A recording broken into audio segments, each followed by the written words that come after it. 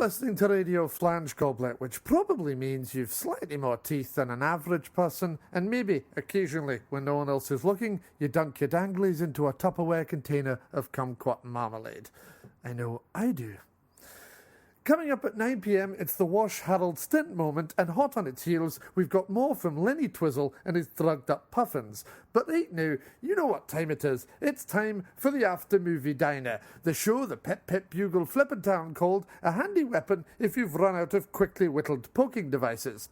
This week, the show comes from a renowned and thoroughly polished eatery in Stoke-on-Tees, where Chef Alan has produced some of the most pungent deviled eggs you've ever had the misfortune to sit next to on a long bus journey behind a loud Bee Gees fan and the owner of a wasp bucket. This charming two-level restaurant is always, and just for the hell of it, ablaze. But it's all part of the fun as you dine while watching the Royal Auxiliary Close Harmony yodelers from Aberdeen attempt to put out the inferno by flapping their kilts at it and with the mighty power of Highland song. Peregrine Nipples from the Times recommends avoiding the boiled scrod, but did have marginally passable words to say about the shaved mongoose toes on a bed of dried woodlouse. It's not the flavour you'll enjoy so much, he writes, but the horror of seeing such a thing on your plate will at least put you off the fact that your date's ears are on fire.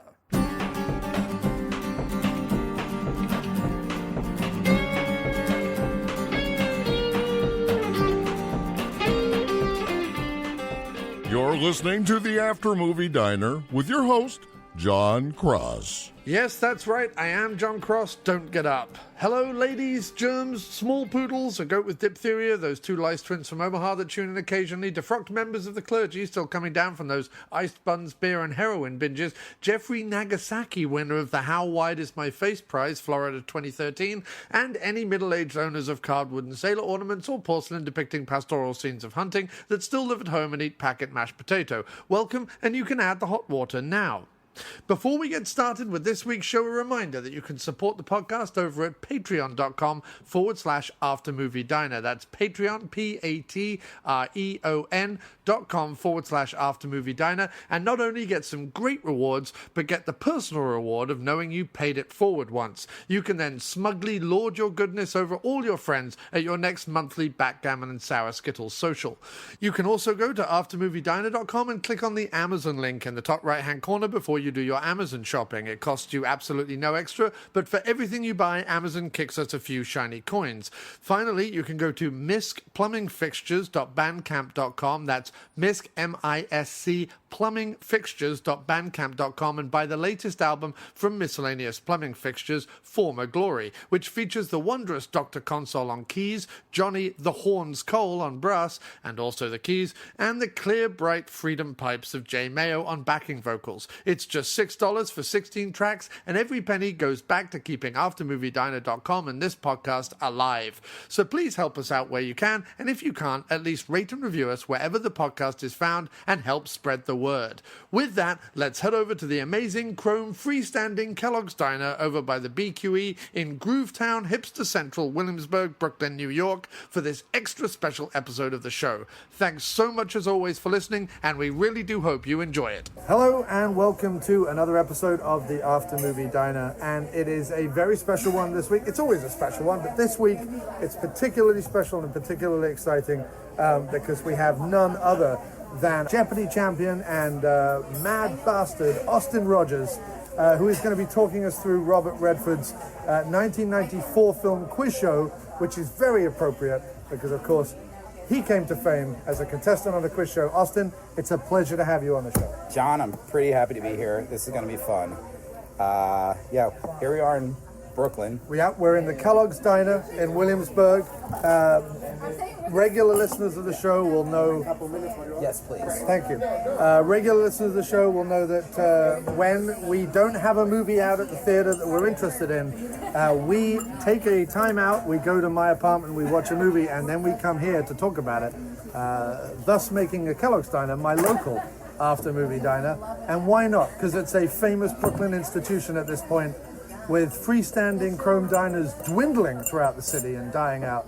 and I don't come to Brooklyn, so this is like going to the Nile for me. Right, exactly. This is you Actually, out of your element. that's sort of a lie. I come to Brooklyn every Monday to Right. host trivia, but other than that, I've got my once a week Brooklyn Yeah, sojourn, and that's pretty much all we got. right. It's odd because I feel like when people probably saw you on the TV or when people meet you, do they think you're more Brooklyn than Manhattan? Oh my or- God, all the time. Everyone would come up to me and right. they'd be like, hey man, it's the bartender from Brooklyn. Because I don't know if you guys know what I look like, but you know, I sometimes have crazy hair and a crazy beard. Right now I've got a short beard and short hair, but Right. they assume, one, I'm from Brooklyn. Right. Two, that I'm not a bartender. I'm like a mixologist. And they go, what's your favorite cocktail? And I go, Right. Guinness Guinness. and whiskey.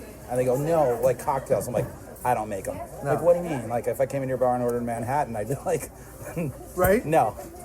Look Right. look left, look right, and figure out your audience. I'm not the bar that's going to make you a Manhattan. Yeah. Now, can I make a Manhattan? Yeah, I can. But I make them for myself. I'm not going to make them for you. Right. But I'm not that kind of bar. You've been to my bar before. You Yeah, know I've what been it to your is. bar a couple of It's times. a bar called the Gaff. It's a local Hell's Kitchen Irish bar. It's a hole in the wall, but it's not a dive. No. It's just a local. It's a And local. I don't know. For people outside New York, it's really hard to tell the difference between a dive and a local, right? Right, definitely. Although I think that a dive... I mean, locals, like, I know the term local because Right. it was founded by Irish. Half my friends are Irish, so Right. we call it the local. Yeah, you know? yeah. But I I think think a dive- local doesn't really exist outside New York, does it? No, because dive and local are two different things. Like, and I think that it's almost easier in over here. Everything is a bar, right? You don't really have the term pub in the same way. I mean, we You do, guys do, again, but we not do in the New York. Right. But we don't. So I always think of a local as being something more of a pub, Right. whereas a bar can be a dive. A bar can be a local too, but I feel like that's where the division is. If you feel at home there, it's more It's of a your local local. and pub. But a bar, yeah. But yeah. if you're out just slamming shots and trying to pick people up, that's a dive or That's a a bar or a dive. dive, right? And then, Well, but if there's people sitting around in black, mumbling, talking poetry and coughing, that's probably a pub. dive as well.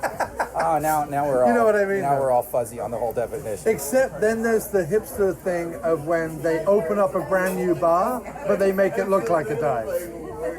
Right now, that's just disingenuous and Yeah, fake. that's just some, awful. That's some fucking flatbush sort of bullshit. Right, kind right. of bullshit. No, well, my bar's 20 years old right now, and it's founded by guys from Ireland. Originally owned by guys from Ireland. Now it's owned by New Yorkers, but we haven't changed. I've been going to that bar for 18 years, and like when I walk into that bar, the only thing that's really changed in that bar is the TVs are flatter and there's more of them. Right, it looks right. the same when I first went there in 2001. How are the bathrooms? That's probably a key between. Clean. Right. There we go. That's why it's a Clean local, and not a well dive. maintained. Right. Yes. That's why it's a local, not a dive. yes. Bathrooms and there's one unisex, Yeah. one men's, Yeah. and one dedicated women's. Right. I think we're a pub. We're local. We're a Yeah, local pub. you're a local pub. Yeah. I've been there. I felt at home. It was local. Yep. And even the one on the Upper East Side, the same thing. Yeah, well, same lineage, same Yeah, yeah, yeah. genealogy. Yeah. Different family now, but they're both, they both got the same grandfather. They do. Right. So yeah, and it definitely, like I say, definitely more of a bar or a pub or a local.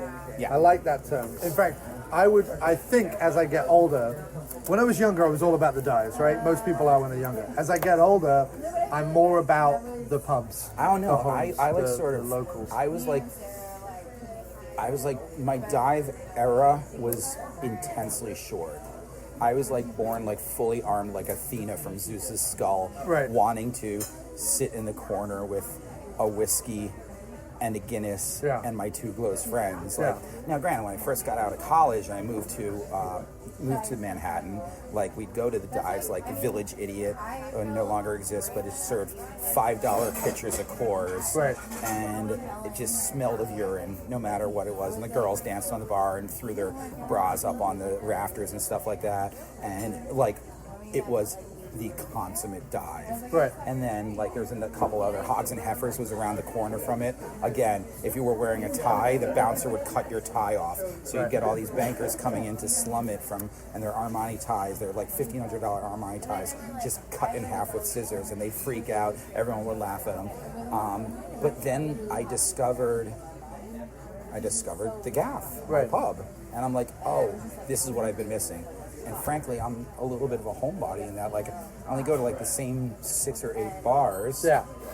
2 of which are called The Gaff, and all of which I know the owners of, Right. and all of which pour pints of Guinness. So I've got my fucking And thing. I feel like you are to New York bars a little bit like I am to New York diners, if I'm allowed to make that comparison, in the sense that the thing that I love, the thing you seem to love about the pubs you frequent, Yeah.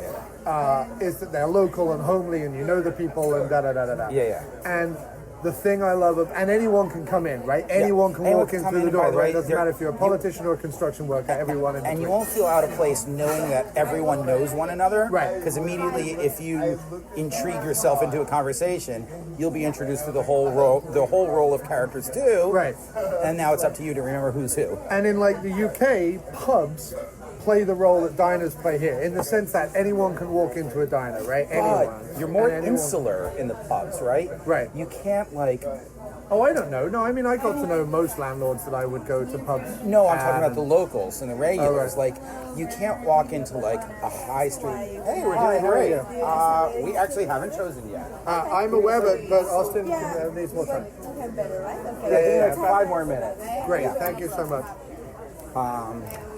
Well, yeah, you can't like walk into a pub on a high street, Right. like on whatever high street it is in whatever neighborhood in London it is, and like see the old heads sitting at the pub and sit down next to him and be like, "Hey, who's playing this match right now?" They'll shut off. At least that's my experience. Probably outside of the city more, or outside the city centre more. So if you went down south a little bit to like Balham and Tooting and that kind of area, or if you went up north to more like the Angel Islington and that They kind will of be area, they will be less more- insular or more insular. Less insular. Less insular. And then if you go out to the countryside, or you go to like a local pub and like a main middle class high street, or middle of the road high street, you'd be fine. Well, yeah. I mean, my experience in Ireland is that everyone like immediately wants to talk to you, know what your thing is. Yeah. So much so that occasionally it's a little bit annoying because Right. you actually just did want to go get a quiet pint, and Right. it's the locals who don't want to have a quiet pint. It's the locals who want to talk to you. So I don't know. I guess there's a little cultural Anglo-Irish American divide in this. Oh right? yeah, no, definitely. But like, there's a bar up here, just up from Kellogg's, which is called, I want to say Joe Junior's or something Junior's. Definitely got a junior in the title. Anyway, it's been there forever. Been there before this neighborhood was this neighborhood. It's definitely Italian run. Has been around forever, and it's one of those places that the hipster crowd just don't go, right? So one night, Kim and I were walking back, and she's like, "Hey, let's get a nightcap in there. You've got to go in and experience this place at least once, right?" So we go in, and we stand at the bar. They've got some good music on the jukebox. We order our cocktail, nothing too fancy, just a whiskey and ginger or something simple. And thinking like you do in London, that like the locals are not necessarily going I'm to gonna come in and get my drink, Right. do my business, and leave. Right. And we had a couple in there. The bartender started talking to us. Then a couple of locals started talking to us. We put some music on the jukebox. One of them was like, "This is great." And like slowly, we were in there like 3 or 4 hours actually. We ended up closing out the joint with people. In the end, we knew everybody's names. Everyone loved our choice of music. They liked the fact that we weren't like doucheholes, that we were a bit older, we were a bit more knowledgeable about the neighborhood. And Right. And they're like, "Oh, great. Yeah. Why couldn't you have come in before?" You know? Right. I got you. I totally forgot. We're at a diner, and I didn't even think of like. I only order one thing when I'm at a diner. Yeah. So What do you always order? we're gonna hear it. Okay, cool. right, I'm let's- excited to hear that. All right. What are you up So anyway, to? We just saw a quiz show. we just saw Quiz Show, and I didn't realize I first saw Quiz Show when it came out in the 90s, and probably again when I was at college, which was end of the 90s, early 2000s. We are ready. We are ready. Go ahead. I'm going to actually change up my regular order. I'm going to have 2 eggs over easy with ham and fries, please. So, over easy eggs, Yeah, 2 eggs over easy, ham and fries, please. French fries or hash French browns? fries. Whole wheat or white oats? I will have whole wheat, please. Thank you. And can I get a grilled cheddar cheese with bacon and tomato on rye bread. Grilled cheddar with bacon and tomato on rye. Yeah, on rye, and French fries. Thank you, Ross. Awesome. That's an awesome order. That's a good diner order. Rye bread is a lost art, Yeah. and like diners are like a couple of the few places left that still have rye bread. And I love, like, so there's a thing, like, growing up, the fascination with America and Americana and all the things that I had, whether it's reading books or whether it's watching movies or whatever. And it's that speak. It's being able to kind of go 2 eggs over easy. Like, nobody says that outside of, like, diners in New York, you know? Right. Or you say, like, on rye. Grilled cheddar on rye with lettuce, tomato, and bacon. Right. Yeah, just get it up. I love all that. You know what I mean? That kind of speak that kind of has gone to something. Like when you go into the bodega, and like, so I'm from the suburbs, but we're predominantly Italian, Jewish, Irish neighborhoods in the suburbs, so we had the same kind of delis you have here. Right. Except usually they're standalones. They're not inside a block. They're like usually on a corner, blah blah blah blah. And you'd go in, and there's the big Boar's Head deli counter, and you go in from childhood. Just go into that deli with your brothers and your dad, and like, let me get turkey and cheddar on here, less tomato, mayo, green peppers and onions, and let me get ham and Swiss on rye with less tomato and mustard, and let me get, what do you want? And you order the whole thing, right? Yeah. And then 5 seconds later, you got all your sandwiches, right? That's how you'd have lunch. Yeah. And during the mornings, it's bacon, egg and cheese, bacon, egg and cheese, bacon, egg and cheese, bacon, egg and cheese. But when I went to college in Minnesota, there's no such thing as a deli.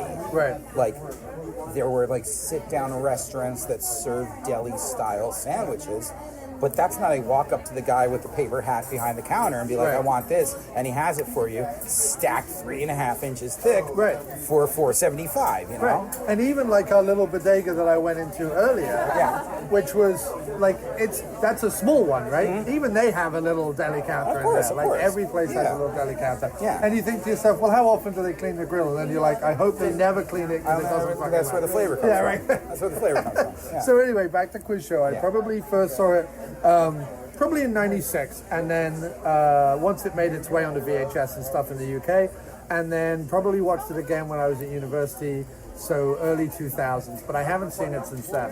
And obviously I got to know you because you know my fair fiancée Kim from way back. And you were a contestant who gained some fame and notoriety and was very successful on the quiz show Jeopardy. And I think for a brief moment, and I was very flattered that you semi-quoted me in an interview, but I think for I a did. moment... What did I say? You just said an English friend of mine said that you were the thing that the country all kind of needed right there. You were like some hope, some positivity. Right, because everything was in shit. Because the second time I met you, like I told you this, I said like it was one of those things that instead of coming home, seeing the news and being like, what the fuck did he do today? You got home, you put Jeopardy on, and you were like, yay, there's Austin being funny and yeah. enjoyable and I entertaining. mean, I guess the timing was right because we hadn't been overwhelmingly fatigued by he who shall not be named right now as we are right now. That it was bad. There was like the Las Vegas shooting happened, and everything was like the worst, and I know the worst, and like I know the best people, and everything's great, and everything's awesome. And by the way, I'm rich. No, like you're right. Yeah, and I remember you saying that. You're like, it's really encouraging that like you're like a breath of like, and I think that's maybe why the resonance happened into such a magnitude. And it's something that you don't see when you're on the show because it's taped so far in advance. So there you are. You're sitting there with the producers, right? And you tape 5 episodes a day, right? Briefings and training and rehearsal, then Monday, Tuesday, Wednesday, then lunch, then Thursday, Friday, then you wake up and you do it again the next day, right? Right. So, They only let you have lunch once a week. Yeah, exactly. So you wake up and do it again the next day. Yeah.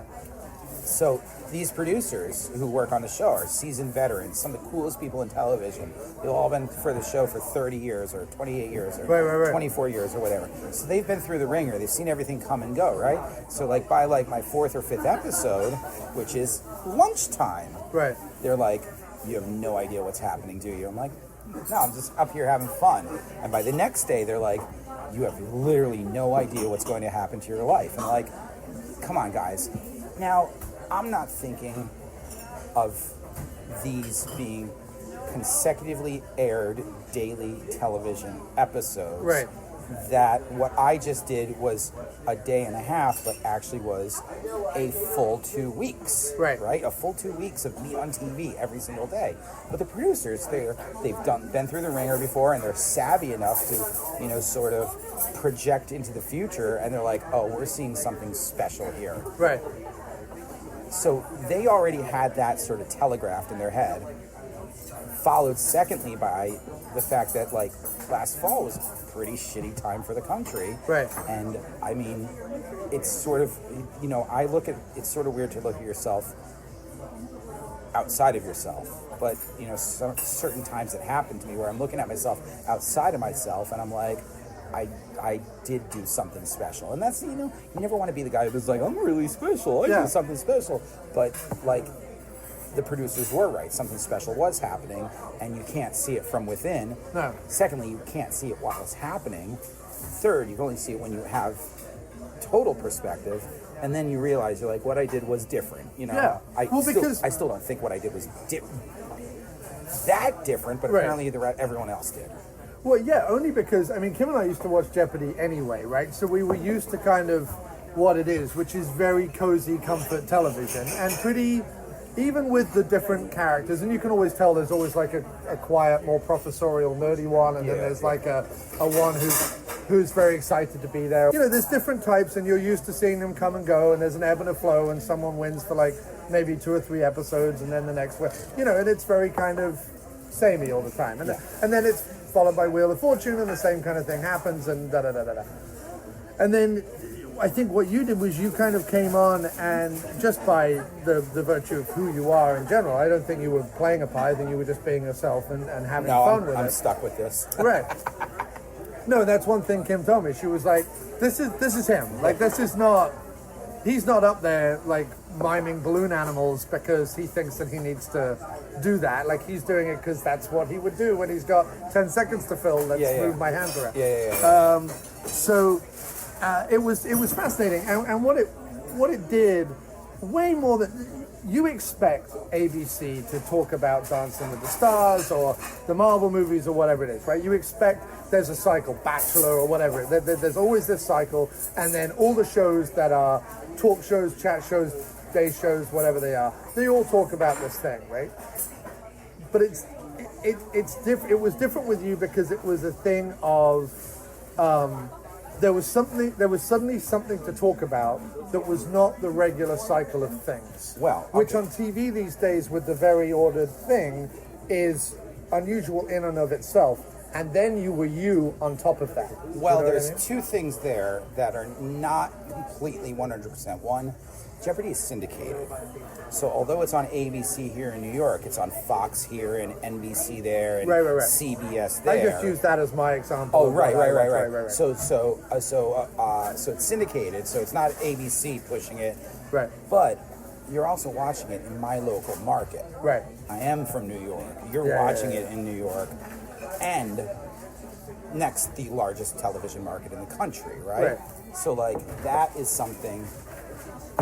This looks fantastic. I love that colored plate. I'm super stoked. Thank you very much. The best French fries. That would be some more water, please. Yeah. Thank you. I was not expecting crinkle fries. Oh, the crinkle fries are the best here, dude.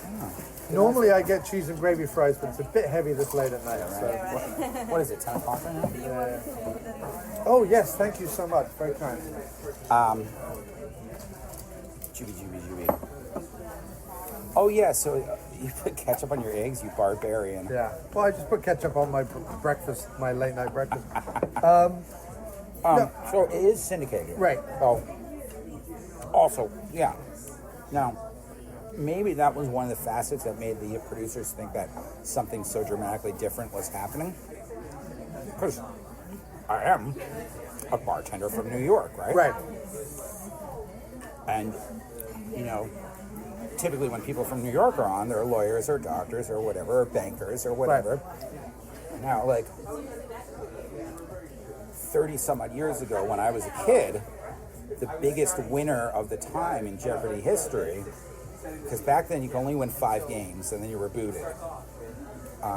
Only in the late 90s did they open it up to continual winning, right? Right. And the big guy who won in the late 80s was a New York City transit cop. And this is before the transit police merged with the NYPD. The transit police were their own department, and they were sort of also ran the second-class citizen of the NYPD. Like, right. It was, you were NYPD or you were a transit cop, right? Right. Almost like the NYPD guys now who go around in those little like bike individual like pod unit things. Yeah, the Cushmans. They must be the lowest of the.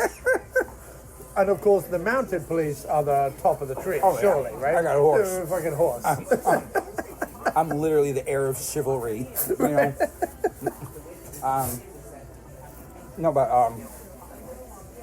So this guy who won 5 games was a transit cop.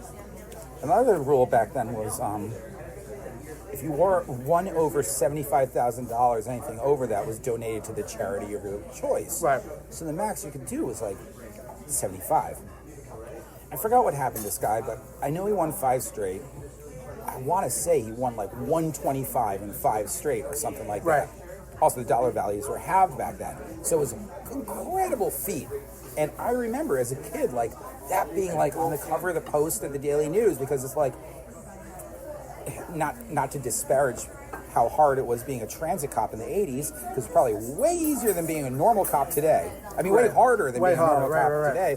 But it was like, you know, transit cop, like second fiddle cop, smarter than all of us. And I remember that as a kid. That was really amazing. Right. And it's there's that aspect to it as well. There's just like, that's what I like about, especially about Jeopardy, but just in general. And it's almost brought up in the movie as well. The fact that anyone can kind of be smart. It's not about class or wealth or pedigree or anything like that. Like, anyone can be smart. It's the, and that's what we were talking about before we started recording. Like, we were using an example of Stephen Fry and how he can educate people without talking down to them, because he realizes that education is universal. Right. It's the great unifier, in fact. In fact, a healthier, better educated populace, the better the country. You know what I mean? The better the outcomes. Right. Which is, you know, like, which was perversely the villainous crux of Quiz Show. Right, the movie Quiz Show. They wanted the patrician, waspy teacher, the paternal fatherly figure to be up there winning. Yeah. So kids would like stay in school. Right. Wouldn't you want, you know, the schlubby guy with the lisp to be like, And the missing tooth? well, wouldn't that be the guy to look up to? Yeah, definitely. Won't that raise more kids' aspirations rather than the guy who looks like the dean in a 70s like frat movie? Like, that dean's out for us. Dean Van Dorn. He does, doesn't he? He does. He's He looks got like the a cross hair. between that and fucking Tintin, is what he looks like. Yeah. Wasn't Ray Fiennes in Tintin? Was Ray Fiennes in the Steven Spielberg Tintin? I don't know. I've not seen it. No, I think it's Daniel Craig. I think Daniel Craig was the voice in it. Nope, we're not looking it up. No, I was just checking we're still running. It's just a psychosis of mine. I suppose the thing is that for someone like yourself to see the transit cop, you need to understand, as that kid. Oh, and his last name was like, you know, Ribisi or something like that. Right, It was, of course. You know, his last name wasn't Van Dorn. Right.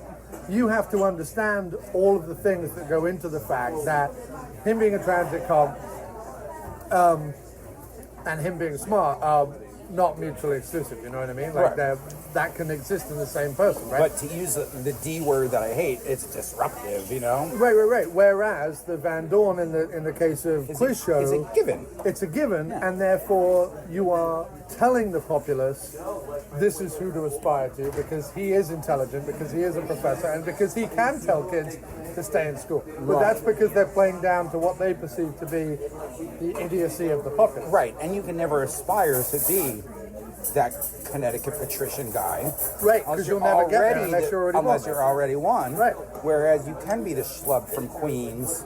Like, there was a line in it like, but he's from New York, and Martin Scorsese goes, Queens ain't New York. Right? And so, but it's also, I mean, I have a colleague that I work with, and on one hand, he'll tell you he's a New Jersey Guinea Met supporter, comes from an Italian family, has a whole, dad was probably connected thing, background, whole bit, right? And, he posts pictures of himself in, like, wife-beater vests, and he has the gold chain and the whole bit. He reads endless books about the Civil War and American history, like knows all the stuff and da-da-da-da-da. I'm not saying that as a surprising thing. I'm just saying that so often that dichotomy, people are like, whoa, but it shouldn't be. Like, anyone can read a book. Anyone can be educated. Anyone can learn this stuff. And conversely, anyone can, like, then go and, like, hold on to their roots. Right. Totally. I mean, sometimes a little too hard in Americans' cases, because way too many Americans are like, oh, I'm 100% Irish. Oh, what county are you from? Boston. Funny, never heard of Boston County. It'll all go another few hundred years and that'll all start dying off. Yeah. It's only important right now because it's only been, 3, 4, 5 generations max, I mean, yeah, I mean, the Irish. A lot of the people I meet my age are only third generation. Right, what am I? Well, I don't count because one half of my family I don't know about. But, we're not going into genealogy. No. There's way too much going on with my family to even go into. And there's way too much going on in Quiz Show as well. Yeah. But I do want to weave your story with the story of the film as much as possible because I find both fascinating. When we were watching it, it goes blah, blah, blah, blah, blah, Charles Van Doren, literature professor. And I go, I thought he was a physics professor. And you go, wait, this is true? And I go, yeah, it's true. Not only is it true, game shows are federally fucking mandated right now, federally governed right now. So, like, you sign, like, federal documents when you go on a game show. Because only in America could quiz shows be federally governed, but the news can run amok. Quiz shows have to be factually accurate. The news, on the other hand, can say whatever the fuck they want. Oh my God, that's so true. I didn't even think of that. Right? In the name that's of 100% true. Yeah. Entertainment has to be factual. Right. Factual can just be entertainment. Yeah, it can be whatever. That's the world we're living in right now. So, when you're on the show, Right. in the morning, you do your briefings, you do your paperwork. You're giving all the answers. You're giving all the answers. You are not giving all the answers. Right. And you get, they want to make sure they're pronouncing your name right. They want to make sure they got your quips and your anecdotes together that they're going to ask you. They're not going to tell you which ones they're going to ask you, but they're going to say, here's 4 of them. We're going to ask you 1 of them. So at least you're just moderately mentally prepared. Right. But that's for the tongue-in-cheek, chit-chatty part. That's the bit where he walks down and for 30 seconds they have to say, yeah, exactly. I own some Chinaware with pictures of stars from the 50s on it. I collect porcelain pigs. Right. Whatever. They're all pretty lame. But then after that, a lawyer comes in and she sits down and she goes, I am from an independent legal counsel company called blah blah blah blah blah. Right. I'm neither affiliated with the president, the producers of the show, nor the networks, but I vet all the questions and I randomize all the contestants. Yeah. And no one there. I've been given, for the day's docket of 5 games, I've been given X amount of question packets, and I've arbitrarily thrown out 2 of them, and then I've arbitrarily shuffled the other ones, and I've arbitrarily shuffled the contestants. So what you were about to embark although the writers and producers wrote these questions, Right. no one knows in what order they're being thrown out and in what order anyone is playing, so there's no Right. possible collusion, and you've just signed a document saying that you are perjuring yourself in federal law if blah, blah, blah, blah, blah, blah, blah. And, like, they're not messing around. Right. That's it. They come in, they do that for 10 minutes. Right. And, like, everyone's like, and then they leave and they go, no one's, and everyone, like, the producers will lighten the load and they'll be like, they put the fear of God in us because they need to, but we're still having on an entertainment show and everyone's going to have fun. And now everyone can have more fun knowing that it's completely on the level because it's out of our hands. Right. And so in a way, it's sort of, it gives you like a release. Right. You know, you're like, oh, it can't be fixed. Oh, Right. we can't do anything. Oh, and then now that's one of the things too. And that's all because back in the 50s, right? End of the 50s? Mm-hmm. Hank Azaria and the little guy with the glasses, whose name I can never remember, but this movie is filled with that guys. Oh my God. So many character actors. Who we count? Mario Cantone, Yeah, Calista Flockhart, yeah. Hank Azaria, obviously. Hank Azaria. All the guys at his poker game are all people you would recognize Yeah. from like TV and As movies. that guy. Big guys, right, Yeah. right. Mira Sorvino. Mira Sorvino's in it. The guy who plays the main part, is it Robert Morrow? Robert Morto? Rob Morrow, Yeah. right? Yeah, and he's From Northern Exposure. Exposure. Yeah. And of course, Ray Fiennes. Who's amazing in it. Both of them are amazing in And it. But John Robert Morrow in it, you would just think like would have gone on to fame and fortune after this movie. Northern Exposure was on CBS, and for some reason or other, we just weren't a CBS family. Yeah. Like, the only time I ever watched CBS was everybody's homesick from school, and at 11 in the morning, Price is Right was on. Right. That's the only time we ever had it on Channel 2. Otherwise, we were Channel 4, or actually, we were mostly Channel 4. We watched Channel 4 News, Sue Simmons, Chuck Scarborough, Al Roker, Nightly News with Tom Brokaw, and then at 7 o'clock, after that was over, we switched it to Channel 7 for Jeopardy and Wheel of Fortune. Yeah. But usually we didn't even watch Wheel of Fortune, we just watched Jeopardy. We were a weird family. Yeah. Well, actually, you know what? That sounds very standard to me, You know not what? weird at all. Well, I've actually never asked anyone that. Were my friends, because I'm still friends with many, many of my friends I grew up with, because I'm just from 40 minutes from here. Right. And just like Kim is. Kim and I are practically neighbors. Right. Or at least growing up. I gotta ask my friends, because I never actually get to do it. Did they have like channel loyalties? Right. Were you a Channel 2 family, or were you a Channel 4 family? Right. And the other thing I didn't realize that like Channel 2 is literally owned by CBS here, whereas everywhere else in the country. Oh, yeah, Everything's great. delicious. Yeah, it's fantastic. Whereas everywhere else it's an affiliate, Right. right? So I just thought all these networks were one network. Yeah. Turns out they're all like these just massively splintered amalgamation across the country. Well, also, what's weird now is because, like Apple TV, Roku, whatever, is that ABC and now NBC, but ABC, certainly for as long as I've lived with Kim, has always done the live feed. You could log in with your cable login on your Apple TV and watch live ABC. So in the morning, Kim wakes up and puts on the morning show because she wants the weather and the commute and, you know... And it just happens to be the ABC one. Right, and it happens to be the ABC one. And then in the evening we get home and watch Jeopardy and Wheel of Fortune, which happen to be on ABC. So, you know, and we like the Wednesday night comedy with the Goldbergs and stuff like that. So, like, we end up with, it's not that we have brand loyalty necessarily, it's just that ABC is on, it was readily available, and we end up watching it. And it's not like any of the other channels are advertising to me anything that I'm going to... Because you can't see them because of the medium and what you're watching. Right, but also just going through the subways, looking at the posters, I'm not seeing this fall on NBC, you have to watch this thing, because what do I care? You know? But no, so with in the movie quiz show, of course, they pull the contestants in, and their first pitch is to say, we know you're very intelligent, so we're going to ask you the questions you already know the answers to. It wouldn't be like cheating, because you already know the answers, you've already done the work. Right, you're a history professor. Right. We're going to keep it round there. Right. We're not going to throw math in. Right, so this is the way that they kind of like get him in. And to be fair, at the beginning, Ray Fiennes' character is like, no, I don't want to do that. And even double checks when they're leaving the building. He's like, I don't want to do it the way you said we would do it.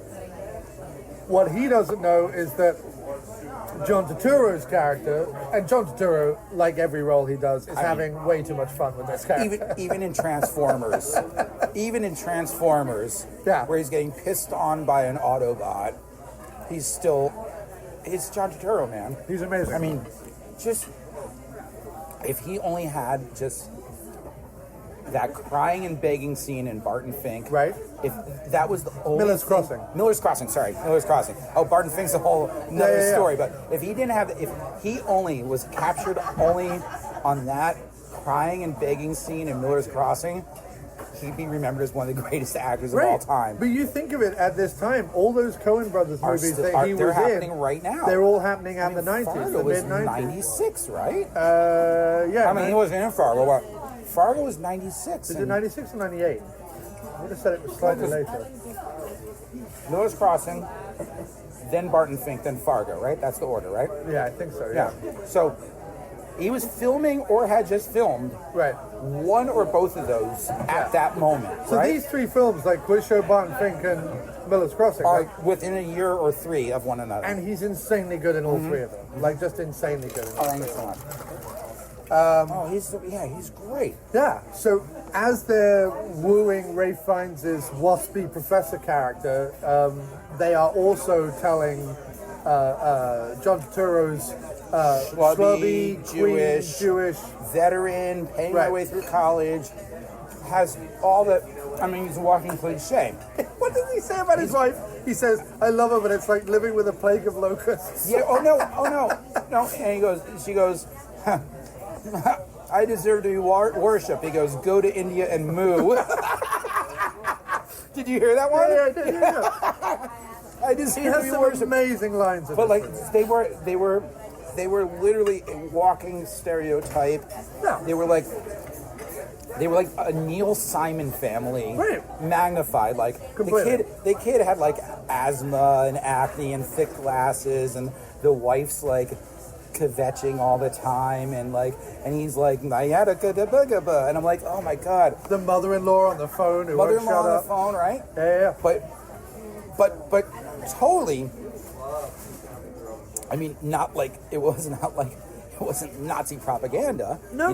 Like it was completely interesting. pointing out like this is a normal family, Right. From the non-linear white bread American cookie cutter that you want of 1950. Right. So like just highlighting that difference is why Van Horn is like Van Horn. Right. Van Dorn. Van Dorn, yeah. Van Dorn or Van Horn? Van Dorn. Van Dorn.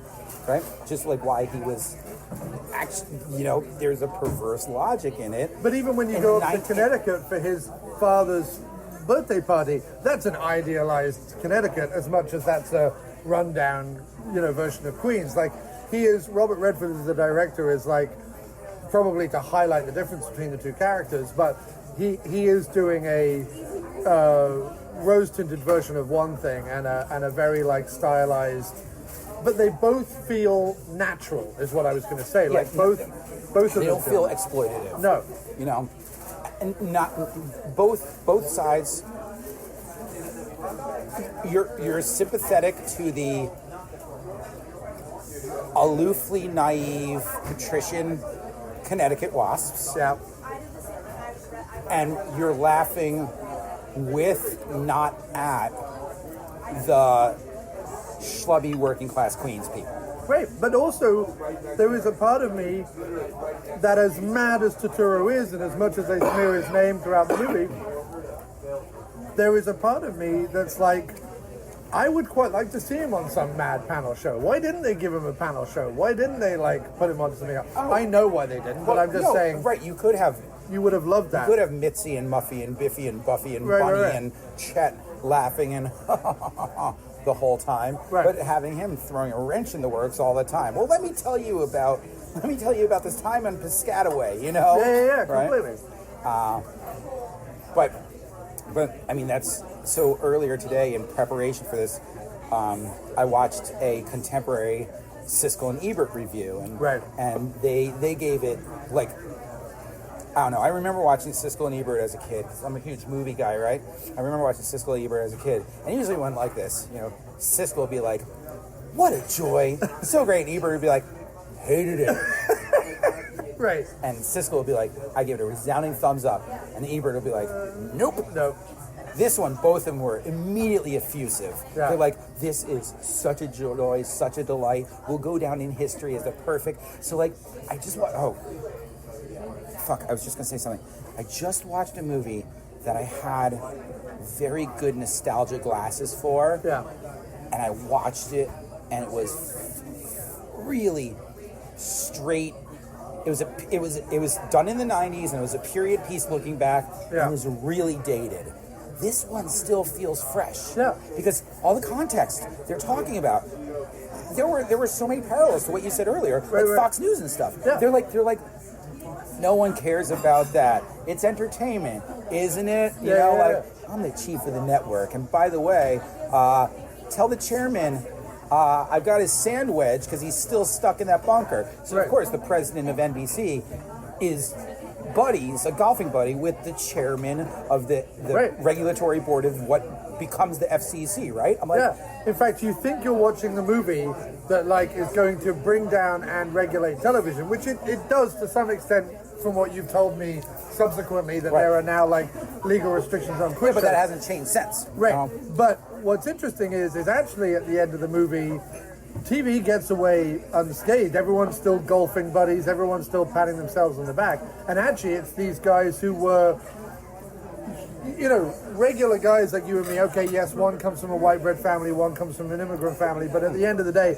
they both need money. Mm-hmm. They both want to make a name for themselves out of their own names, their own family names. They've got their own background. A maybe perverse, maybe ambitious American dream, right? Because now we're in the 50s, right? Right. We're not in the privation era of where the American dream is literally a chicken in every pot and a car in every garage, right? Everyone has a chicken in every pot. Everyone has a car in every garage. Oh, and that's what's interesting. What does it start with? It starts with a Chrysler 300 convertible on the sales room floor. That's one of I think it was a 300C. I'm a car nut, right? Right. And I'm one of the first cars with the Hemi V8. Like, broke all the records. 190 horsepower, like you said, which is astronomical for 1954 or 1957. It was I don't know what year it was, but it was after McCarthyism. Yeah. But so all that wow, this is a really nuanced movie. Yeah. I mean, it starts with consumerism. It goes on with a perversion of the American dream. It goes on with it moves into the middle where it's about classism and who's the other and who actually is American, and then ends it all with the whole system's corrupt anyway, so what does it matter? Holy shit.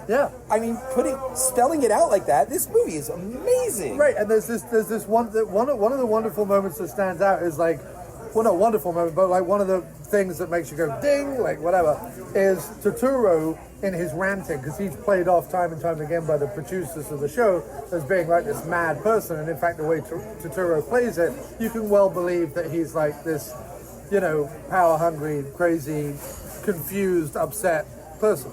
But he says at one point, it always goes, a Gentile always beats a Jew, and a Gentile always wins more money, right? And you're like, whatever, that's crazy. Go, ha, ha, ha, ha. And then later on, Rob Murrow, who's the guy from the government, the legislator who's trying to like bring this down, he goes, and they're all in the office, and they're giving him the spiel, and they've got the edited tape that they're trying to prove that he's crazy, and they've gone, look, we paid for his doctor bills, and da-da-da-da, and he goes, the funny thing is, it's true. I looked it up. Yeah. And you see the two of them, and they suddenly pause, and then they go, "Oh, we should look that up. Like, we should look into that."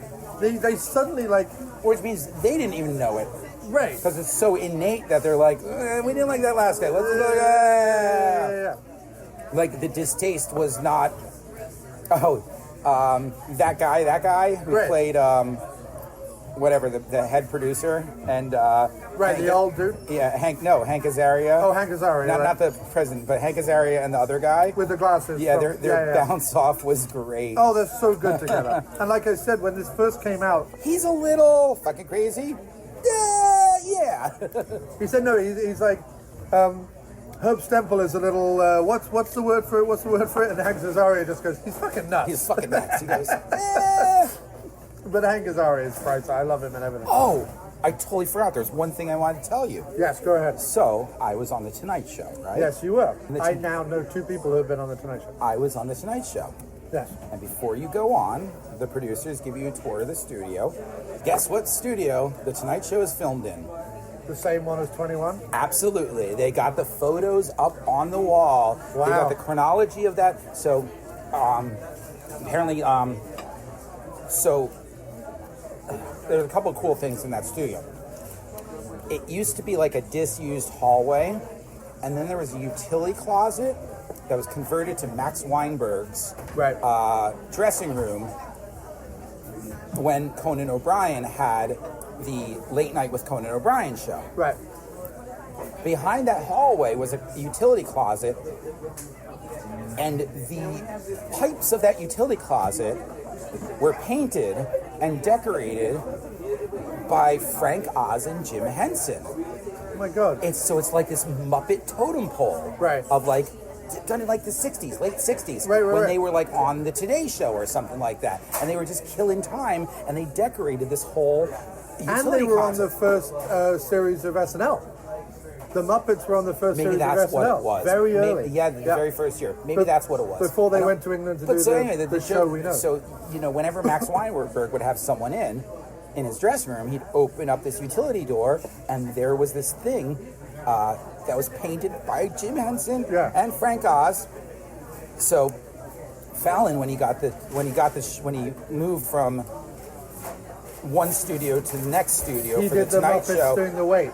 he said, we're preserving that. That's in plexiglass, and that hallway cum utility closet that was Max Weinberg's dressing room is now a little history of that studio. Wow. And that studio, it hosted several iterations of the Tonight Show. It hosted some nightly news for a while. It hosted this and that. But one of the first things it hosted, and I look at that and I go, that's the quiz show scandal. That's 21. And they go, holy shit. And I go, well, I do know everything, so duh.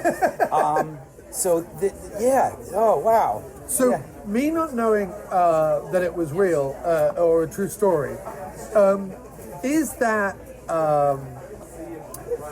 what I'm asking is that story about that game show from the 50s semi-famous? In other words, like, do people kind of generally know it, like in America? It's in the cultural zeitgeist, right? Yes, or absolutely. is it something that you just knew? No. Okay. I think it's generally known. I can think of several reasons why it was generally known. Like, one, just, through a cultural meme, it just floats, and like, people are like, oh, Right. game shows used to be corrupt, then Congress stepped in and fixed it. Right. That's all you really have to know, Right. Also, that movie was immensely popular and immensely Yeah. well received. Yeah. And also, like, at least at my age, my parents were children watching those game shows, so my parents were, so they obviously are cognizant. So I'm sure, I can't quote this, Right. but I'm sure when I was watching a game show as a kid in the 80s, They would my mention parents would be like, game shows used to be really corrupt, Right. Look how well run they are now. Because when I remember seeing the promo for this movie, when this movie was advertised, it wasn't advertised as based on a true story or anything like that. Right. Like the scene where they bring Ray Fiennes in, and the two guys sit on the desk facing Getting him, him in to the rig chair. it, getting him to rig it. Fun. That was on VHSs I had, like in 94, 95. That was the promo for this movie. Now, there may have also been a regular trailer, I don't know. No, but I mean, remember seeing But that that conversation scene. was exactly what it was. I remember Do you want to seeing rig that this? scene, yeah. I think it's wrong. Well, you should think about it. Can we do this? I think it's wrong. Click. Yeah. Like, that's enough of the conversation. And it literally then had a flash bulb and then came up with Robert Redford's quiz show coming Yeah, soon. yeah. That was like the end of the... And then the iconic back of the head with the Yeah. earphones on. Which, by the way, one of the most iconic movie posters of all time. Yes! Right? It was in all video shops forever. That still resonates. Yeah. It's just his head slightly bowed with the bright light and just those 1950s, and he's wearing like a blue pinstripe suit. Yep. Really iconic movie poster. And it's the shot from the film They do where it. they do the Jaws is now, it's credited to Jaws, but actually Hitchcock did it and lots of other people did it. Oh, the dolly, the dolly rack focus thing. Yeah, they do that in that. I know. Where you zoom in at the same speed as you're pulling it back, and it gets it contracts the focus in front of and behind the subject, and the subject stays still while the So it's either that or you do the Mean Streets shot. Right. Oh, Scorsese's done it a bunch of times, and in fact, what's interesting about this, it is that Scorsese plays a role in the movie strictly as an actor. He's not even on as a producer. So in fact, Richard Dreyfuss produced this. Did he? Yeah, he's one of the 3 producers. Wow. I'm assuming Robert Redford is executive, right? Robert Redford directed it, executive. It's written by a guy who's... The book title scrolled across, and it was like... It's Voices in America, Story of the 50s. Story of the 50s, like End of Innocence. It was really cumbersome or something like that, right? Which I haven't read, I don't know anything about. And I just remember it being... It's one of those things where you realize that whether it's true or not clearly doesn't matter, because the movie had an impact on me when I watched it, and I've always enjoyed the movie. It's one of those things where you realize that the cornerstone to good writing and good drama and good movie making doesn't have to be anything more than there are a few characters and there is a MacGuffin, which in this case is the building up of the tension of the revelation to the public that this thing that is hitting 60 million homes is rigged. Yeah. And you can make a movie out of that that's just as exciting as The Great Escape. And you don't need people jumping over shit and motorbikes or blowing shit up. Like, it's as exciting. And also the other, studies have been done in psychology museums, psychology magazines and journals and stuff like that, for a majority of people, spoilers enhance the experience. Because now you're free to follow the story. So we know from the beginning that the whole house of cards is coming down. Right. We know it. But then there's a couple reveals in it that, we think John Turturro is the schlub taken for a ride, and then halfway through the movie he goes, "'Cause I got the questions." And his wife storms out, and I don't remember that in the movie, but I had a oh shit moment on that too. Right. Because he's like, of course I was. And the guy before me was, and the guy before me was, and the guy before me was. And you go, so now we've got an unreliable actor in the whole thing. So is it all, no, it was all true. But it keeps you guessing. I was going to say that Turturro's character is honest to a fault. He's honest to the point where literally at times people turn around and say to him, "Shut up." Right, no, but they turn around and they say, so wait a minute, you weren't forced into it at all, you chose it.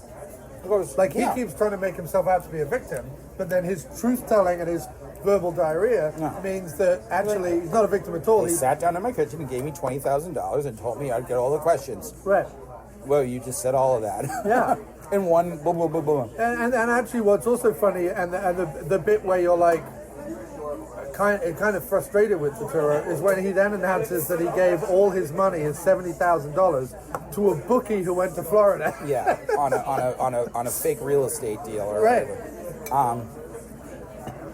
But still, through all that schlubbery, he's still a sympathetic character. Well, because at the end, even though he's as anxious to see Van Dorn taken down in the courthouse as anyone, when they start to slag him off at the very end, Herb Semple is the one who turns around and says, you people should learn to leave people alone and treat them with some respect and da-da-da-da-da. Well, also, he sort of has a glimmer of, he finally does get his spotlight. Right. He's cracking jokes in the Senate chambers or the House chambers, the House Commission chambers, and everyone's eating it up. And then he just goes too far, and he goes, look, because the deal was, well, he didn't know the deal. Right. He didn't know that he wasn't supposed to implicate Van Dorn in it. No. He didn't, and he just went ahead and did it anyway. Well, because there's some implication that even though the lawyer has been trying to coax him or teach him what he should say on the stand, he's like, we've been through this 4 times already, I know what to say. He's not even listening. He's not even listening. He's berating his wife because there's a slight crease on his pants. And he's like, "What do you do? Sit on these?" Like, I love it. Anyway, so back to your story then a little bit. So you was obviously there's two bits in the movie. There's him wanting the panel show, right? And then there's the bit where weirdly on air, the host of the Today Show comes on and gives Van Dorn a contract and says, for 50 grand, come be our cultural correspondent, right? So you do Jeopardy, right? You're on The Tonight Show. James Corden starts talking about fancying you. You're on the Today Show. Good Morning America. Good Morning America, right. TMZ, a whole bunch. Whatever. Right. So you're having your moment, right? Does anyone, no one, I guess, walks up to you with a contract and says 50 grand to be our trivia correspondent? It's something similar did happen. Okay. So. And only reveal what you want to. No. This is on air. The taping schedule of Jeopardy is staggered in such a way that certain things happen before other things. Right. So, like, I was already number one ranked for the Tournament of Champions, then taped the Tournament of Champions before my regular season episodes ever even aired. Right. So, like, I'd already finished my regular season run, which is in their books but has not yet aired. Right. Because it aired even later than you thought it was going to air, didn't it? It aired like a... It aired about when I thought it was going to air. Oh, I think it aired exactly when I thought it was going to air. Oh, okay. I thought for some reason it was what like happened a was little the later. Tournament of Champions Right. happened. I aired late September through mid-October, right? I taped the Tournament of Champions in the end of August. Okay. For the Tournament of Champions to air in mid-November. Right. So. Yeah, you hadn't been off the regular season long before you came back for the Tournament. As far as viewerships were, viewers were. Yes. Well, and as far as real life taping too. Right. Except that time frame was back set 3 months or whatever. Right.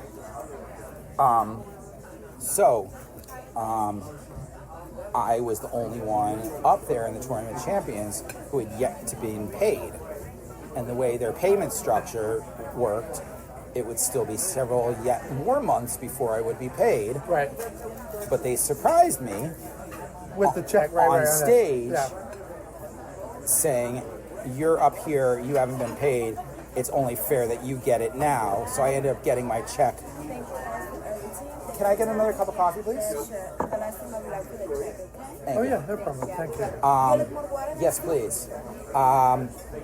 So they surprised me with the check several months ahead of time, which was an amazing surprise. I got surprised on stage, but again, remember, my episode had not yet aired yet, so they're like, do not turn that check around to the audience. Because the audience knew nothing about me. They didn't know how many I won, how long I won. All they knew that I was here on the tournament having not yet been aired. So I started pantomime ripping the check up on stage. They go, and everyone goes, ah! I'm like, just kidding, put it in my pocket. But that was a really great surprise. So, so sort of like that part on the quiz show where the guy in the Today Show walks up and says, here's a contract. Right. They walked up and they said, thank you. They walked up and they said, here's a check for $400,000, right?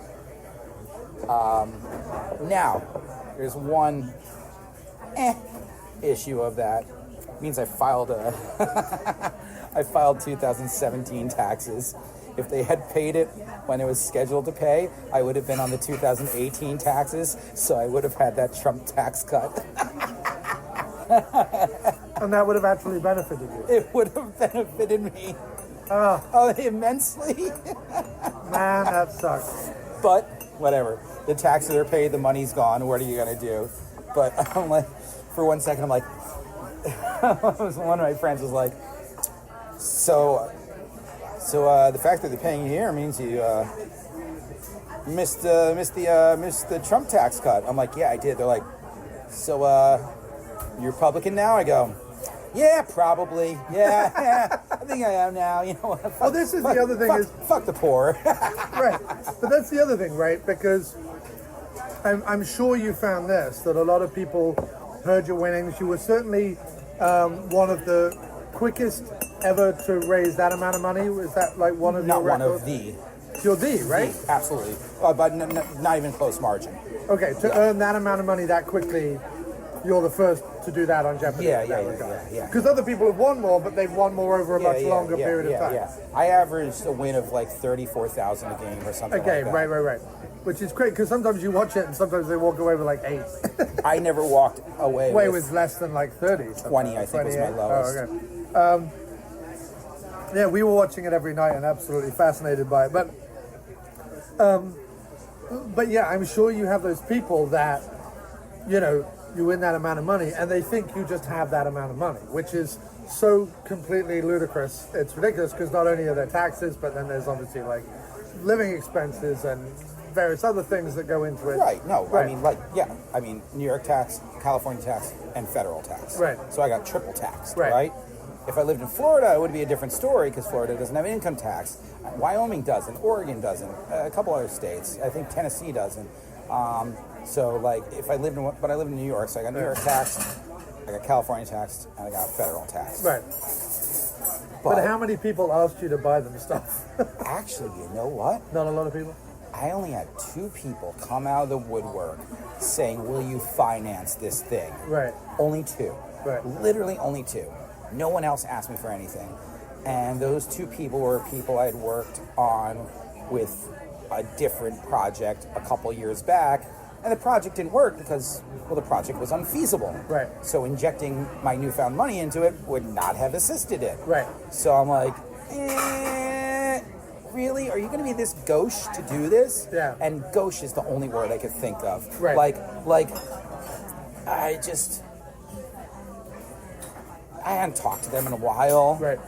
And it just left a bad taste. I'm like, why would you do this? Why would you do this? These 2 people, why would you do this? And the thing was, I'm sure neither of them had talked to one another. So the fact that it was 2 people right.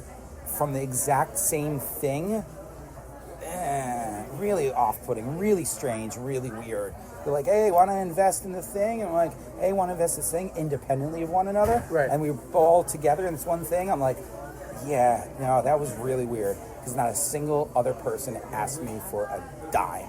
Well, that's a good sign of humanity. That's a great sign. It's a good sign of my friends. Right. And my family. Right. And and everyone knows that, like, if you're my friend or you're my family and, like, it's time to go to a baseball game, I'm going to get the tickets. Right. Because this is what we do, you get the drinks, I'll get the tickets, Right. I'll get the flight, you get the hotel, whatever, Yeah. because I've been poor before and my friends have taken care of me. Yeah. And now it's my turn to flip back on them. But we're also generous that we don't even keep track anymore. Yeah, it doesn't matter. Who cares? Who cares? It's the best way to be when you get to our age as well. Yeah. So one of the things that's funny, I end up watching a lot of TV, like I was talking about before, like whether it's on in the background, whether it's on when I'm walking around in the morning, whether it's on in the break room at work, whatever it is.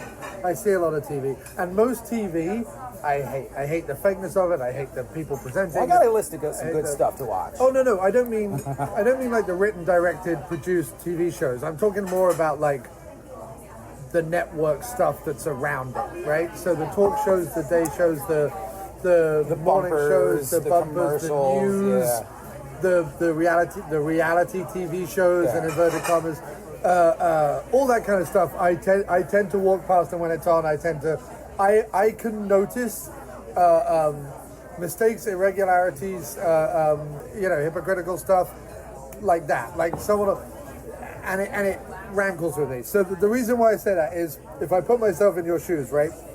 So I come off Jeopardy and da-da-da-da-da. But then all of a sudden there's all these shows, right, who want to talk to you or have you on the show or you're going to be interviewed or whatever. Was there ever a part of you that was like, oh great, I mean, yes, I want the exposure, but at the same time, I don't want to go talk to that asshole. Or was there a lot of, were you embracing of all of it as you seemed? And you have to name names. I'm not asking you to torpedo assholes behind the scenes. People reached out to me. And certain of them were really enthusiastic at first, and then it waned. And others maintained, sort of a champion mentality, and we remained close, and we're still working on things, right? And it's weird, to value loyalty, but not in a fealty way. Right. Not like loyalty like you are beholden to me, but loyalty I think you got my back and I think I got yours.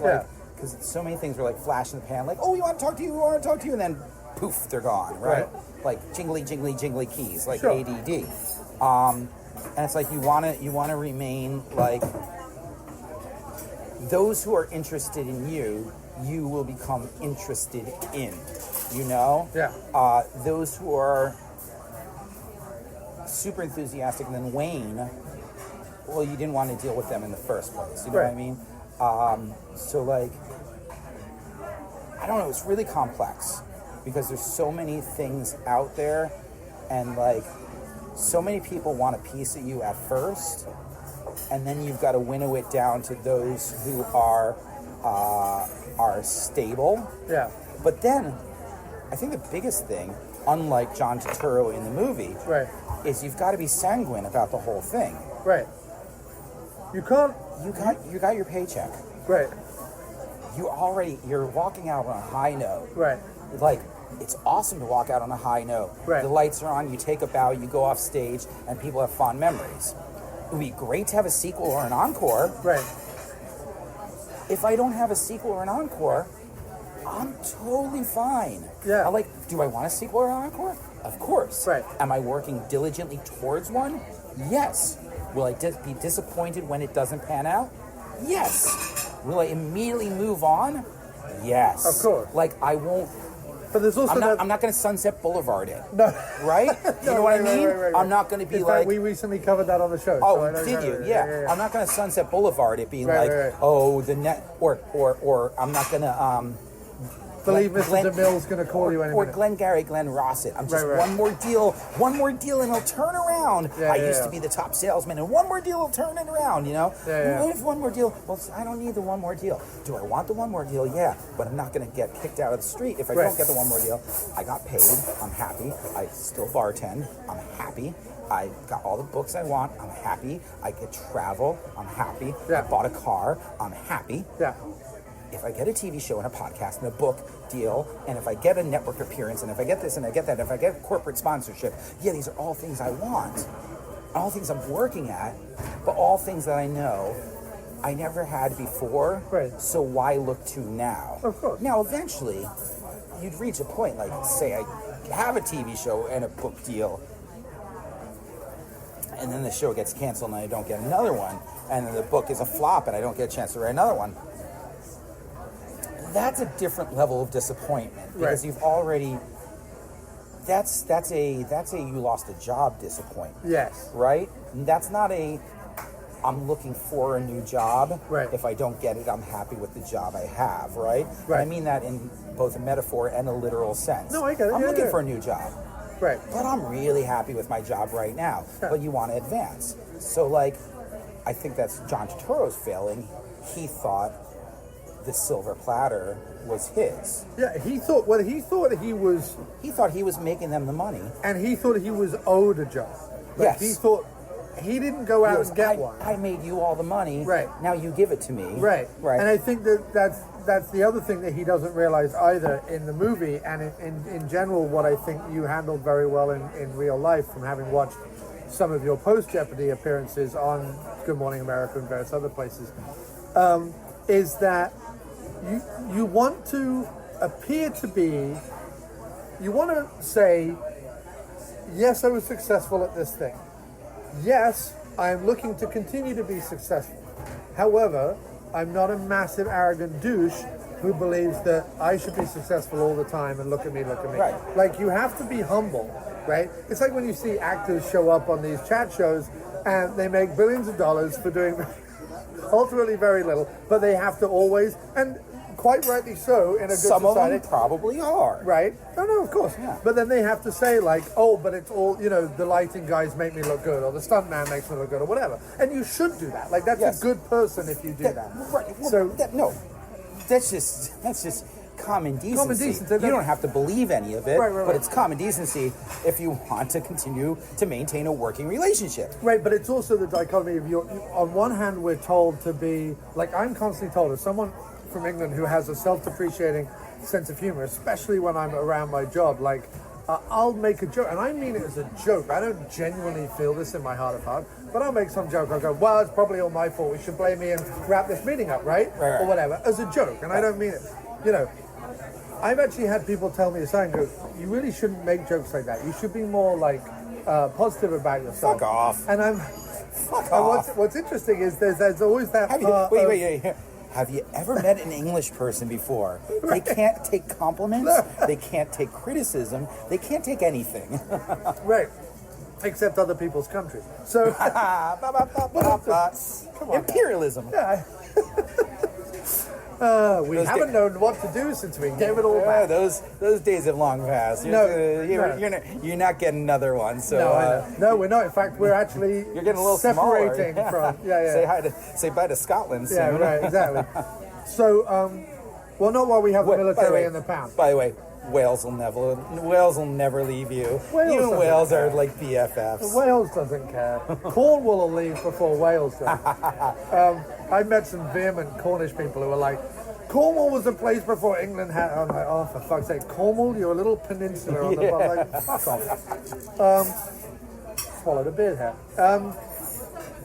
But no, so you have to have that belief in yourself, but you also have to have that Measured expectations. and a certain form of humility. And it was interesting that while you could be totally positive and open about your success, and play a little bit of that you were aware of what had happened to you. Yeah. You also seem to walk that line very well between the humility and the expectations. How difficult was that in reality, or is that just you just find it within? I was raised well. Right. I have good parents. We were raised with not much thinking that we had it all. Right. I didn't recognize that us driving like used 70s cars that would break down to get to school while my friends all had Audis, or my friends had homes with central air and atriums and Right. were worth like $1.75 million, and then ours was a rental on public land. I didn't realize that everyone around me was wealthy, but everyone around me was wealthy. Right. Well, it was like, I think the proudest I've ever made my parents, and this is kind of both a sad story and a positive story, considering I'm 38 and this happened when I was like 7. But I think the proudest I ever made my parents was one Christmas morning, and I remember this vividly. I had been clearly talking about, no, I think I was older than 7 or 8, maybe I was 10, or 9 or 10, but I had clearly been talking about getting a new sound system, and those like stack hi-fis were like all the thing back then, right? And I had a £10, meaning like £10 sterling record player that I bought off my sister for £10 with pocket money to listen to records off, and there was a box under the Christmas tree in the morning, and I thought, oh my goodness, it's a big box, isn't it? Right? In the box were the speakers, and my dad said to me, I like opened them up, and I was like, oh my god, new speakers. And my dad said Where's to the me, amplifier in this? right. Yeah. He said, I'm really sorry, son, we didn't have the money this year to like get you what you wanted, but we did get you new speakers for the record player, and explained this whole thing to me, right?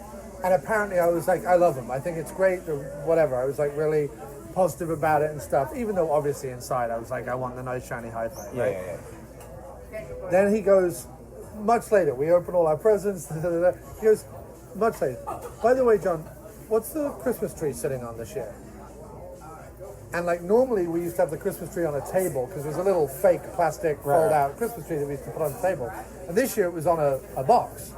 And I was like, oh, it's a box. He was like, go over and open it.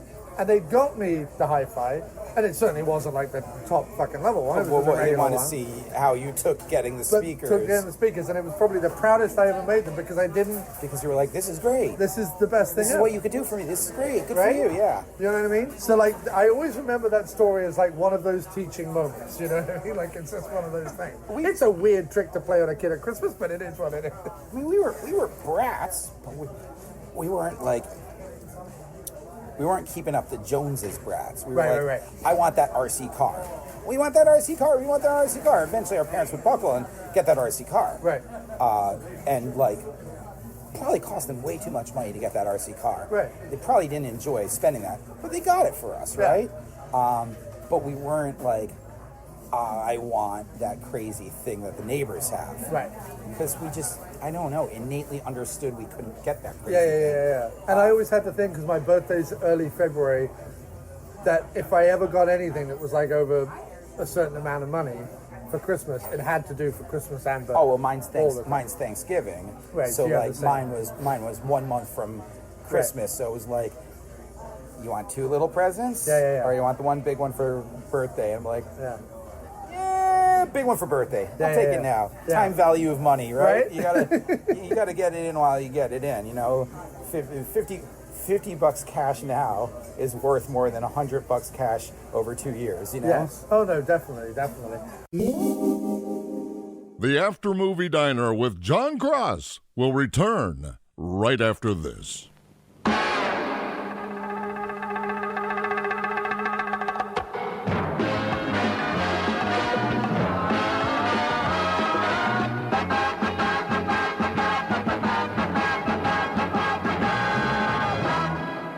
Here's what some people are saying about the Projection Booth podcast. This podcast takes no shortcut in producing outstanding content. How they haven't become more widely recognized is beyond me. I love this show.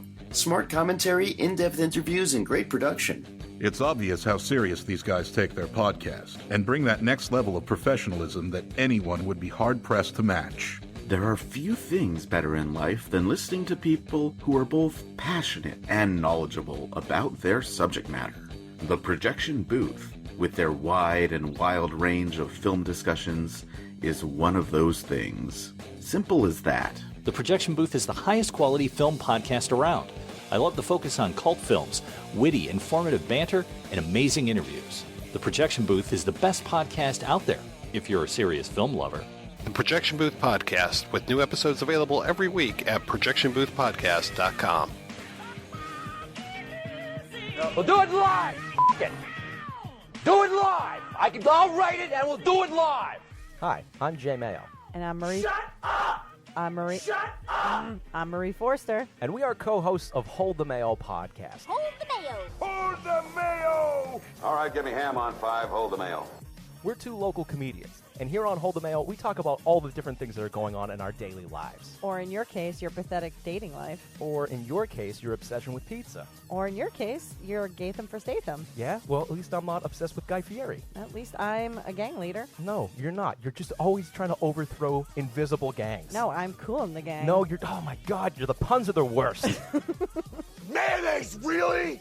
That stuff is for sandwiches. Listen, you guys can find us all across the internet. We're on iTunes, Stitcher, Spreaker, and everywhere else that podcast can be found. You can also find us all across social media. We're on Twitter at Hold the Mayo Pod, Instagram at Hold the Mayo Podcast, and of course, we have a Facebook fan page, facebook.com/Hold the Mayo Podcast. Don't forget, you can also find Jay crying on his couch every single night. Thank you so much. And thing sucks. And just end it with a fart.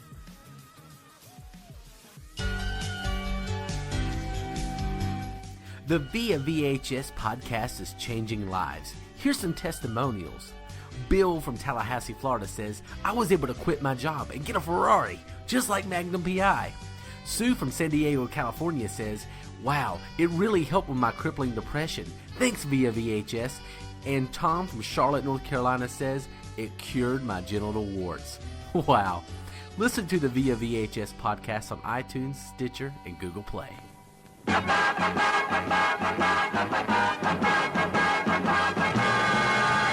And now, here's your host, Jon Cross. But yeah, so back to sort of the parallels between the movie and your existence. What else kind of came out from watching the movie again today that kind of struck a chord with you that we haven't discussed, if anything?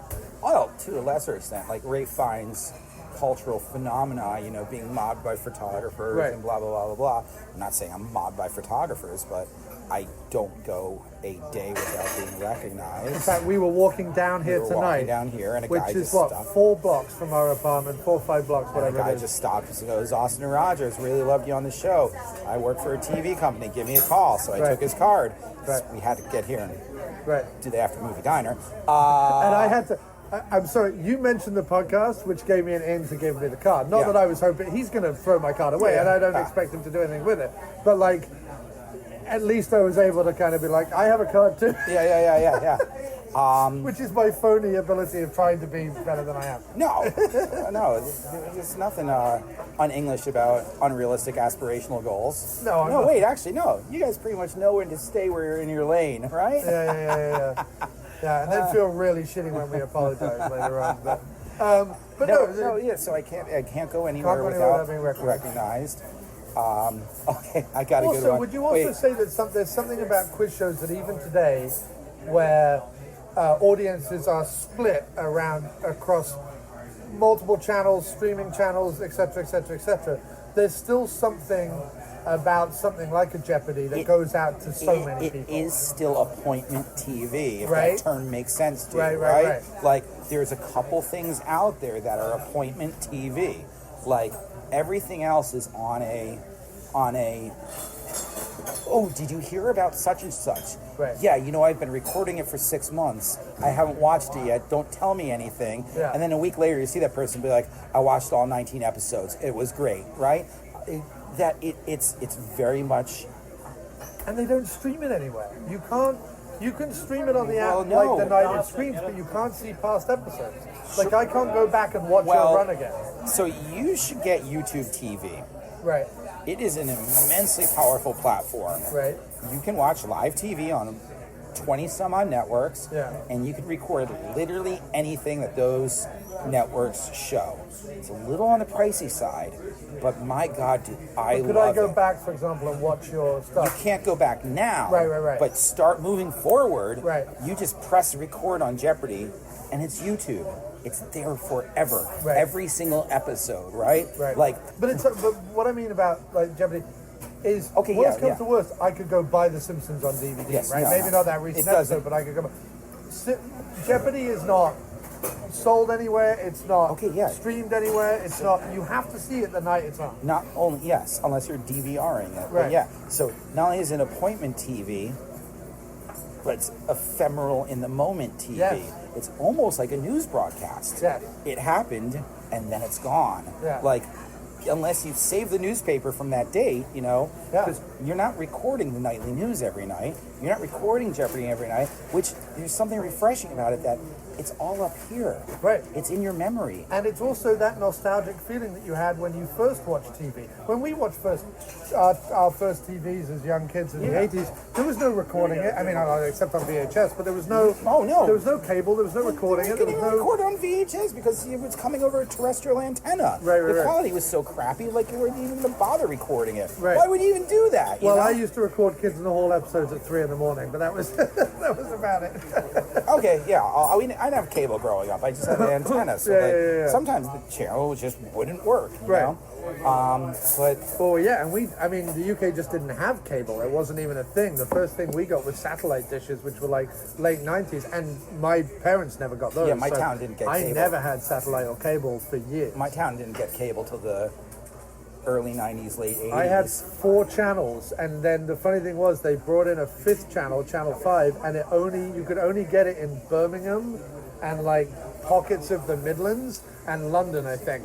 And so like when we went to relatives up north, that was the novelty. I would watch like Channel 5 for like 10 minutes and be like, this is shit. But we were happy with BBC One, BBC Two, ITV, and Channel 4. That's what so we had the same channels we have right now. CBS was Channel 2. Yeah. There was a CBS affiliate, Channel 3, which I think was from New Jersey. Channel 4, NBC. Channel 5, this is before it was Fox. It was WNYW. Right. And it was just runs of 70s blaxploitation movies. Oh, fuck, that sounds amazing. And it wasn't as much as it was cracked out to be. No, you're not a fan of... No, it was pretty shitty when you're a kid, and that's the only thing on. Oh, okay. 7 was ABC. I would love it. 7 was ABC. 8 was a Connecticut ABC affiliate, which was crazy because they aired Jeopardy at 2 different times. Yeah. So sometimes we'd watch one, other times we'd watch the other. Channel 9 was WWOR. Channel 11 was WPIX. Both of those were pretty much like WNYW number 5, which was they just ran shitty movies and honeymooners marathons Right. and the Yule log. Yeah. And then Channel 13 was PBS. Most of our time was spent on 4, 7, PBS. Yeah, so, yeah. Unless it was watching the Yankees or the Mets, which Right. were on 11 and 9. Right. Wait. On the being recognized thing, and on the Yankees and the Mets. Okay. All right. I went to opening day at Citi Field. Couldn't make it 5 feet. 5 feet without being recognized. Opening day, every 5 seconds. Outside the stadium, inside the stadium, online at concession, in the bathroom. Austin Rogers, Jeopardy guy.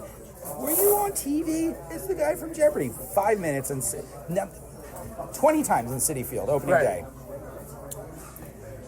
I've been to Yankee Stadium 4 times this year. Not recognized once. No. What's that say about Yankee fans? Yeah. And I'm Sorry a Yankees about fan. that. I mean, I'm a Yankees fan. Yeah. I recognize you. You're sat right here. Yeah. But it's funny because is that saying that they flat out don't recognize you because there's some class thing where they wouldn't watch Jeopardy or something, or are they not recognizing you because to come up to you and be like, "Hey, Austin," would seem too much for them? I don't know. Oh, are the Mets fans like Gregorius louts? No, and I'm the just Yankees saying. fans are I'm saying you stuck can look up? at it either way. I don't know. Like either way, you can look at it. I'm not making any judgments because I'm not in the experience of it. But like in the movie, obviously, like you were saying, like Ray finds this channel, like you're seeing in the 50s. There's only like 2 or 3 channels at the time. Yeah. So this is going out to like 50 million people, and nothing goes out to like 50 million people And there's anymore, literally except nothing like else. the There's Super Bowl, right? Yeah, That's pretty about much. it. And there's literally nothing else on. Right. Because there's nothing else on. Right, and it's funny because it's the same goes for like any of the things that were on BBC or BBC Two back like in the 60s. Right. The reason why Python had such an enormous following, It was the there only literally thing nothing on. else on that night, and it was certainly the only thing on that was anything like Python. So, but I feel like your run on Jeopardy. Obviously, the ratings went up for the show. Like you were definitely like a big rating boost for the show, right? That was kind of a known thing. I mean, probably. I don't know. I think how it was ratings a work, known but- thing throughout. Yeah, sure. In general, but yeah, it touching that moment, and I think it was important for the positive hope thing that we spoke about earlier, but that doesn't happen much anymore. Even the Dancing with the Stars winner or the Bachelor contestant or whatever No one it is, remembers. No one remembers. they're within their own network, like I say, within ABC, right, runs The Bachelor, does the thing. You see them syndicated. So very often when they've been on The Bachelor, they'll show up on Dancing with the Stars, they'll show up on JMA. Right. But like, and even though millions of people watch those shows, it feels like a very localized celebrity, even though lots of people watch the show. Whereas you did something where it was sort of people who would never normally mention Jeopardy, ever. Like it would never even be a thing. On TV was suddenly mentioning Jeopardy because of you, and it became like a... I mean, I went viral. Like, legit viral. There's, like, YouTube tribute videos of me that have millions of views. Right. And, like, it's really, really fucking weird. I don't know what it is. Something I do or how I behave resonates with way more people than I could ever imagine. And so there's this... It's not condescending. I know it's not condescending. So many of my friends are like, good for you. You deserve this. And I'm like, was I a wounded puppy beforehand? Right. Was I about They to don't mean it that way. Was I about to be euthanized? But people will be like, of anyone to have this happen to, you're the most deserving of them all. I'm like, what was I beforehand? I think what that's saying is that they don't resent you for your success. It's more about them, maybe. And I don't know your friend, so I'm not trying to make that assumption. But like, if Kim said that about you, for example, to me, like, oh, Austin deserves this. What she would mean is, yes, he was talented. Yes, he's creative. Yes, he's very good on camera, etc. But she would also be meaning like, it's not some guy that everyone fucking hates who suddenly struck it, right? It's some guy that people actually like in a day-to-day basis. They liked you beforehand, they'll like you after. They don't think the success is going to go to your head. I think that's what it means. Maybe That's how I would not take it. English in me that can't take that. I can't take that one very well. Right. Like everyone's like, oh, congratulations. I'm like, I could take that. I'm like, you must be really happy. I'm like, I'm quite happy, right? But the you deserve this. That one always just I can't take that one. I don't know why. There's just something about the phrasing of it that just irrs me. Yeah, it's I guess the word deserve is never. It's never a particularly good word, right? And it does intimate that you somehow struggled for years and years and years, and then suddenly. Which, by the way, I did, Right. but that's none of your fucking business. Right. And also, by the way, I was more or less content in that struggle. But people say it to me about Kim. They go, "Oh, you finally got what? Like you deserve a relationship." See, like I wouldn't say that. That sounds pretty shitty. Right. Well, no, it just means that I had a series of really shitty relationships. Right. Yeah, we all did. Right. Well, I wouldn't say that, like, you deserve Kim. No, I don't. I might say, like, she certainly doesn't deserve me. Well, that's true. No, that's factual. That's 100%. That's 100%. That's 100% true. That at all. There's a. She deserves better than me. Is what I was. Yeah, no. Well, that's what I'm going with. There's definitely a clear dichotomy here, and there's a winner and a loser here. Oh, it is. I'm winning hands down. Hands down. Kim got the short straw. Oh, definitely. Shorter than you might think. Oh, there we go. No, but if I said, I'd say something like, holy shit, you guys are great together, right? I wouldn't say you deserve this. And just the way it comes across, you deserve this. Yeah. And I'm like, what? Now I get a different variation on that, which is like the tongue-in-cheek sort of eye roll, like this was pretty inevitable, wasn't it? And I'm like, well, actually, that one I'll take. I'll take that one. There was something inevitable about me doing something like this. Right. Because everyone knows I know my shit. Everyone knows that trivia is my thing. Everyone knows that I could be both I'm a know-it-all, but I'm never pedantic about it. Unless you're really wrong, in which case I'm going to be fucking pedantic about it, right? I imagine if someone was in a bar mouthing off being an arrogant swine and was completely wrong. Oh, I'll shut them down. Yeah. But if someone's like, because those people deserve to be shut. I think that blah, blah, blah, blah, blah, I'd be like, okay, that's cool. So I think it's blah, blah, blah, blah, blah, and here's why. Well, let me hear yours, right? That would be Do you know one of the biggest, this will tell you a lot, like, about what I consider growing up to be. Growing up is defined like this. Growing up is when someone says to you at a certain point in your life, hey, you've seen that movie, right? And it's a movie you should have seen. Godfather 2, fucking Apocalypse Now, whatever, like Taxi Driver, something. They're like one of the, Gone with the Wind, right? You've seen that movie, right? And what do you say? And when you're younger, you get nervous. You want to appear to be better than you are. And you go, I've seen that movie. And then you try and blag your way through it, right? Yeah. Growing up is going, no, I haven't. Tell me about it. Like, that's growing up. Yeah, you're right. Is admitting that you don't need to have seen everything. You don't need to know everything. You don't need to... Like, the fact that...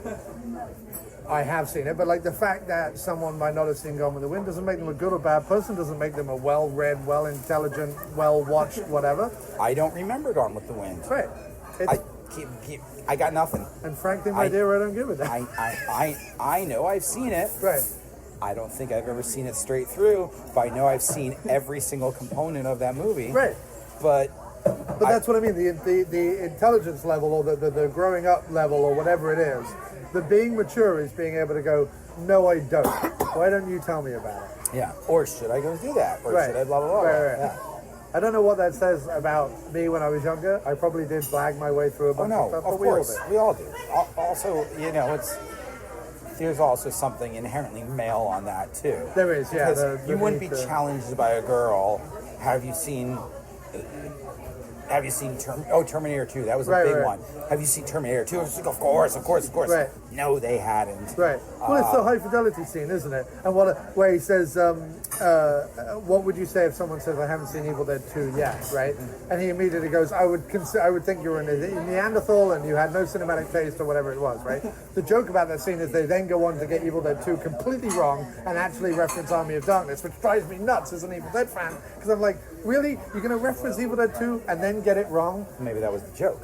No, because the whole point of the joke is, well, maybe the joke is, but then the joke would only work if you set that up to be the joke. The whole point is they're setting themselves up to be snobs. Right. Now, it is Jack Black who's the idiot snob, but he still knows his stuff. It's not. So, yeah, it drives me nuts that you would write that scene in, especially as it's not from the book. I believe in the book it's Reservoir Dogs. Yeah. So, anyway, I don't know what this has to do with anything. So, Quiz Show the movie. People should rediscover it, right? I feel like it's one that was a classic at its time. Like, it came out in the 90s where there was a lot of those, in fact, weirdly, on the VHS we saw a lot of Miramax Oscar hopefuls, right? Yeah. A lot of costume dramas, the a lot of... Ivory right. Sense and Howard's End. Yeah. Howard and and this got Sensibility. beat out by, like, Forrest Gump, right? Okay, so 94 is one of the worst years ever. Right. Because you got Quiz Show. Yeah. You got Pulp Fiction. Yeah. You got 4 Weddings and a Funeral, Shawshank Redemption. Right. And they were all beat by fucking baby boomer jerk-off material, right. Forrest Gump. Yeah. Which is basically a soundtrack with attached to... I was just about to say that, yeah. Attached to... Well, the soundtrack, by the way, everyone knew every fucking song. Yeah.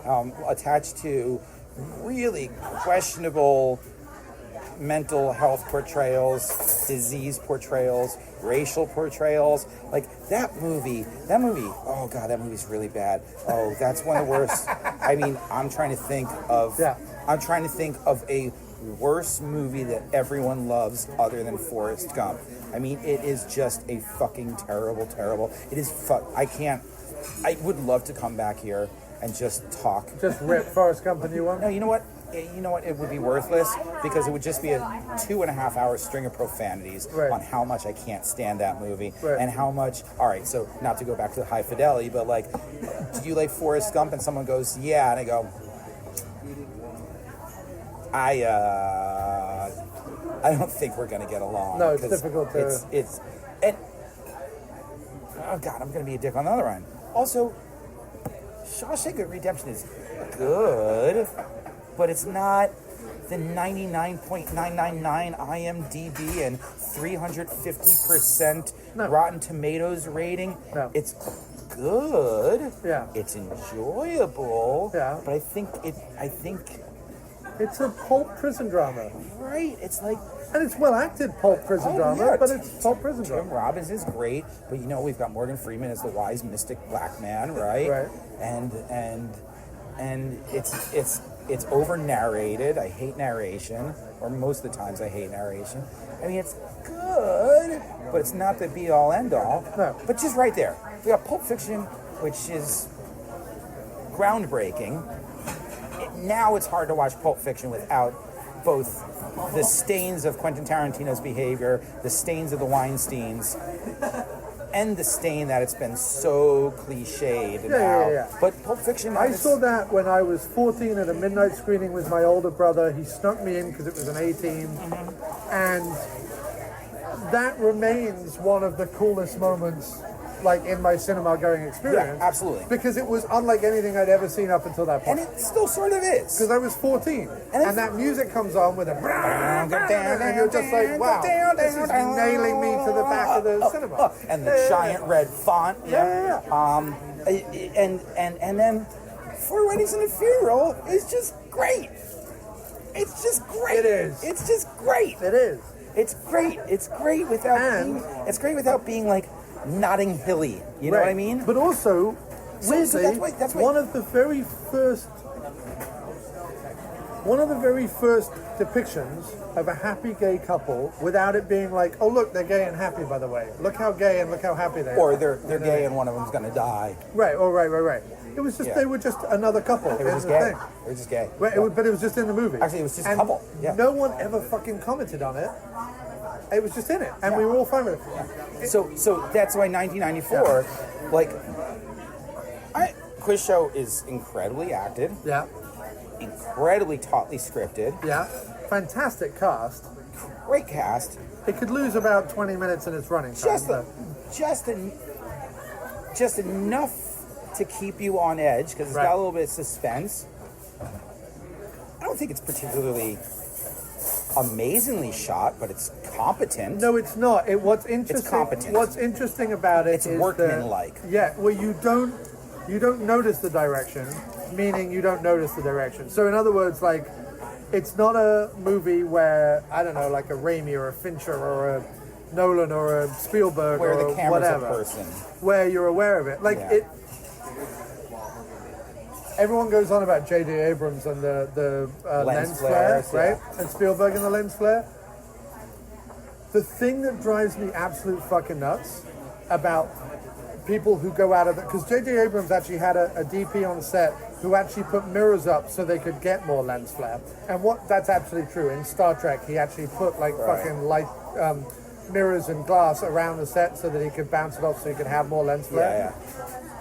That's admitting there's a camera in the room.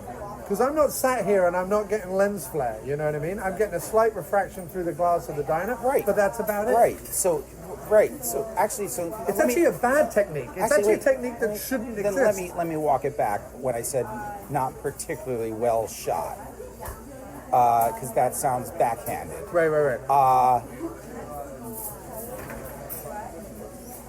There's only one showy shot in the whole thing, and that is the iconic focus marquee shot of the earmuffs, or the earphones. But I also feel like, and it doesn't do what Good Night and Good Luck does, and don't get me wrong, I absolutely love Good Night and Good Luck. Well, we've got this, but it has the black and white, and we've got like the microphone in isolation with the smoke, and then the cigarette comes up, and then the mouth leans to the camera is shooting that. Right. So actually, maybe Redford did an amazing job because, again, you see movies that are shot like plays. Right. This is not shot like a play. No. But it's not shot like a film. No. A film. What's weird about it is that you're watching it and you're like, it's definitely a film and it's definitely a Hollywood film. However, it also feels incredibly naturalistic. Now, people don't talk over each other in the same way that, like in Woody Allen movies, people talk all over each other all the time, and it becomes doing the fucking Aaron Sorkin walk and talk. Yeah. Right.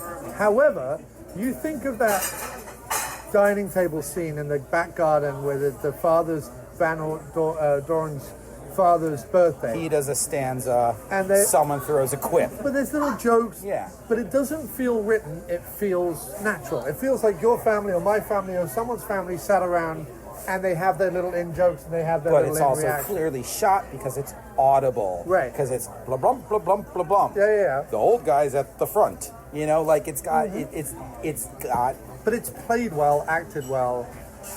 I can't get over the fact that Rob Morrow, who played the lead guy, doesn't go off and have like a mad leading guy career. I mean, not to knock him, he's clearly done a lot of work in TV and film, and I'll definitely be looking at his stuff, but you go to his IMDb and it's not like this followed by a string of, Oscar-worthy. Because I would have, like, going back to 1994, out of those movies we've mentioned, and it's not to say I don't love the performances in Four Weddings and Pulp Fiction, but this lead performance, I would be giving it to this guy in terms of any awards go.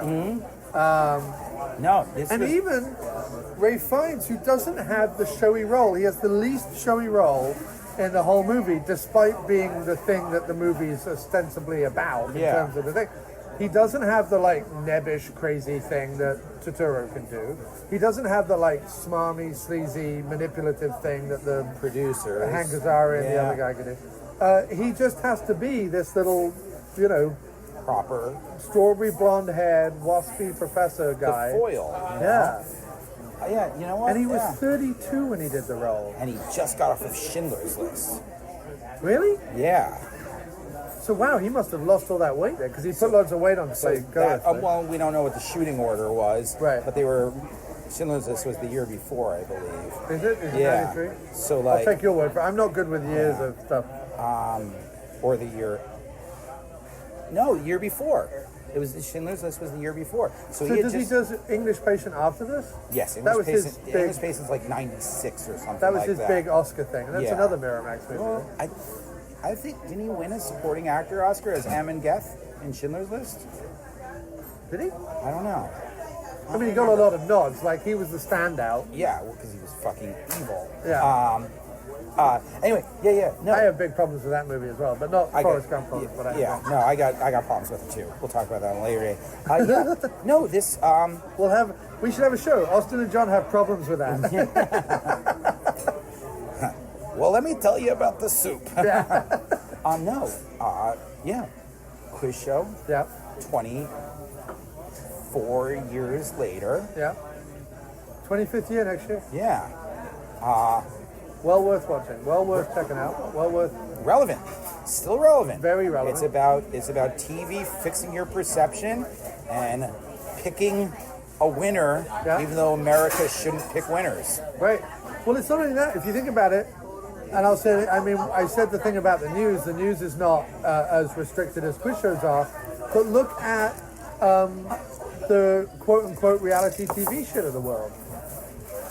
People are being sold something that some people truly believe is just a camera in a room filming a bunch of people, and yet it's scripted, edited, produced, directed.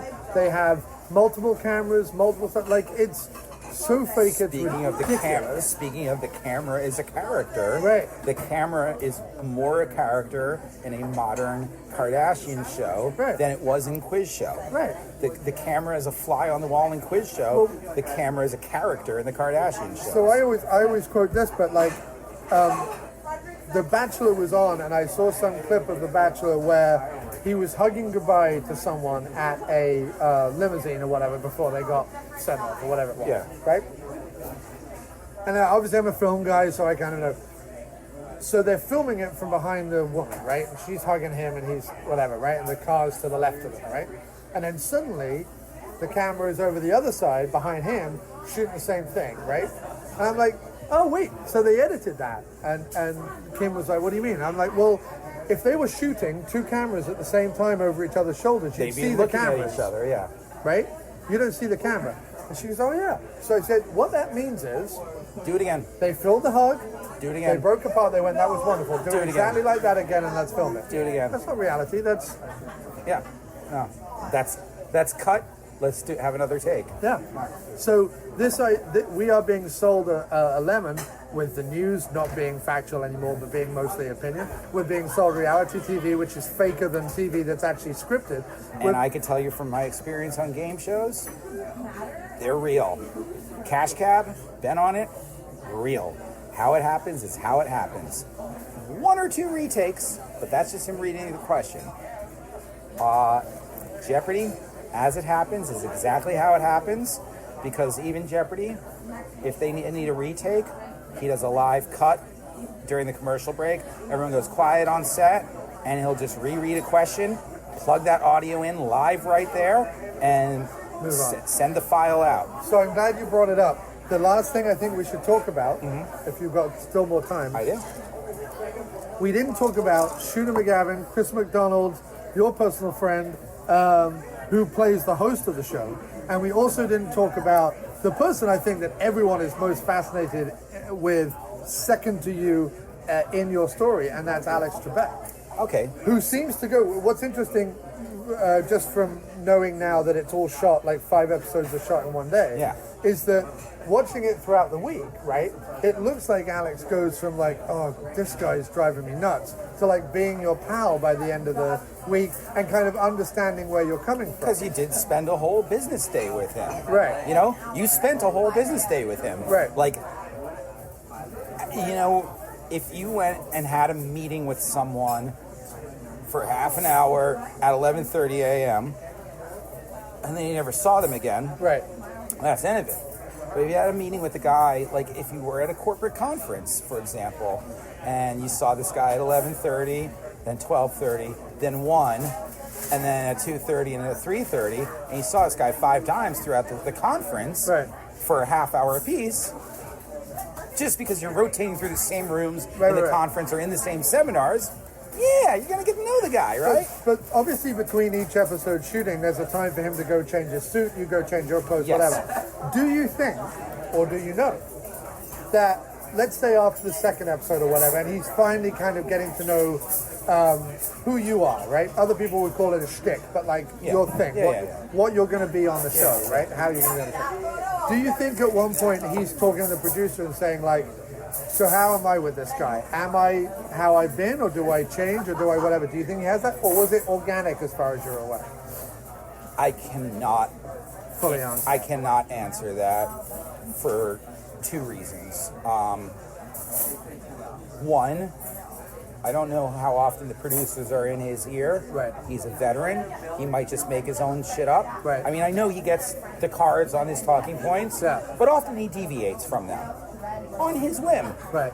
And that's what makes good TV. The producers say, be wary of that. Right. Or no, not be wary of it, but here's the 10 questions that you said were your talking points. He might ask some of them. He might not. Right. Be ready. Right. He's Trebek. He's a wild card. Yeah. Well, he is. But and then the producers themselves, from your experience, they're like, just get out there and be yourself. They don't tell you to modify your behavior unless you're swearing all the time, which was one of my problems. Right. I was swearing all the fucking time. Yeah. And they grab me. Maggie would grab me. She'd be like, all right, Austin, what are the rules? And I go, category then dollar value. And she goes, what's the other rule? And I go, stop fucking swearing. She's like, stop fucking swearing. Get it out of your fucking system now. And I'm like, fuck, shit, piss, cunt, you know, right? Yeah. And she's like, is it out of your system? I'm like, it's out of my system. She's like, all right, be yourself, get up there. And what did I say? I'm like, no swearing. She's like, no swearing. Because it seemed like by the end of your run that Alex and you were like genuine buds. Like there was a nice... We've now spent 3 whole days together, you know? Right. But not there was 3 like whole days. We've spent 20 minutes together. Right. 12 times over 3 days. But there was like a nice... What was interesting about it, there's also like that nice story arc between the Trebek we're used to, because I think as much as you surprised America on the game show, you also surprised Trebek, because he's used to dealing with, like we talked about at the beginning, a certain like cliche contestants they get week in, week out, right? Right. Then he's got to suddenly be like, and not the first time in however long he's hosted. No, it happens, yeah. But the first time in a few years that he's now going to be like, oh wait, I've now got to actually do something that's different to what I'm I'm sure he gets wind of like, or gets a feeling like,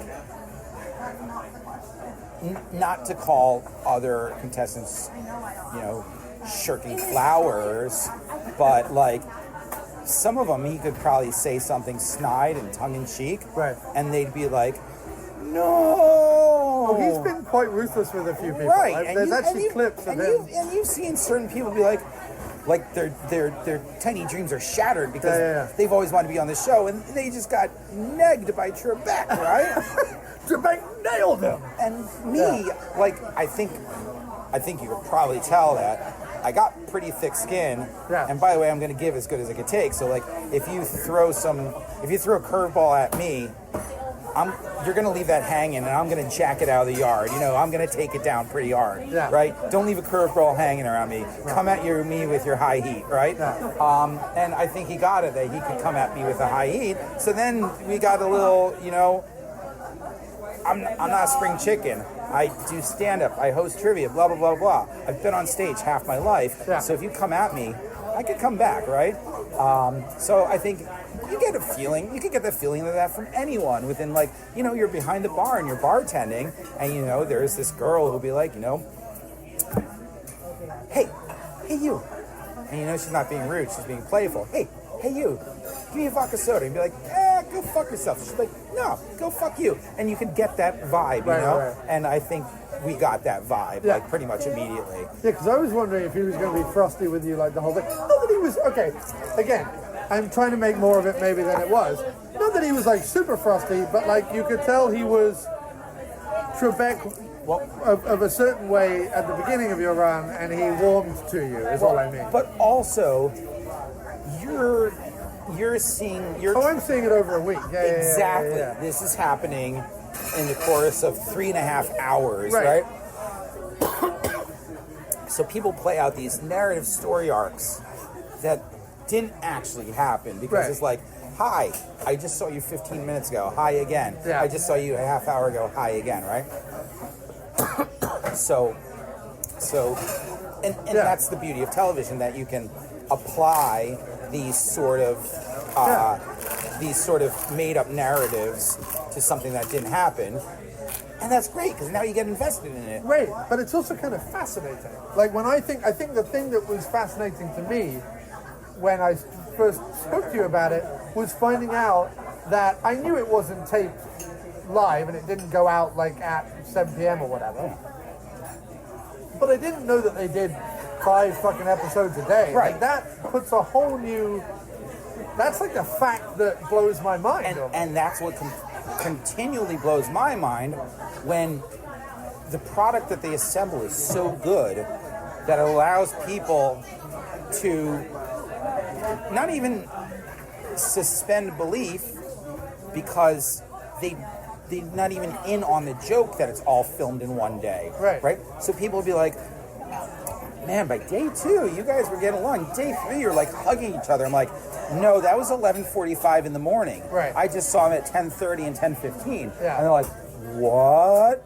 So, and that always surprises me that the Jeopardy product is so well assembled that people can apply these emotions and arcs to something that never actually happened. Right. They craft the show so well, and the format is so well done that, and the way the week progresses, like when he's like, yesterday was a crazy day. I'm like, you mean before lunch? Right? Yeah.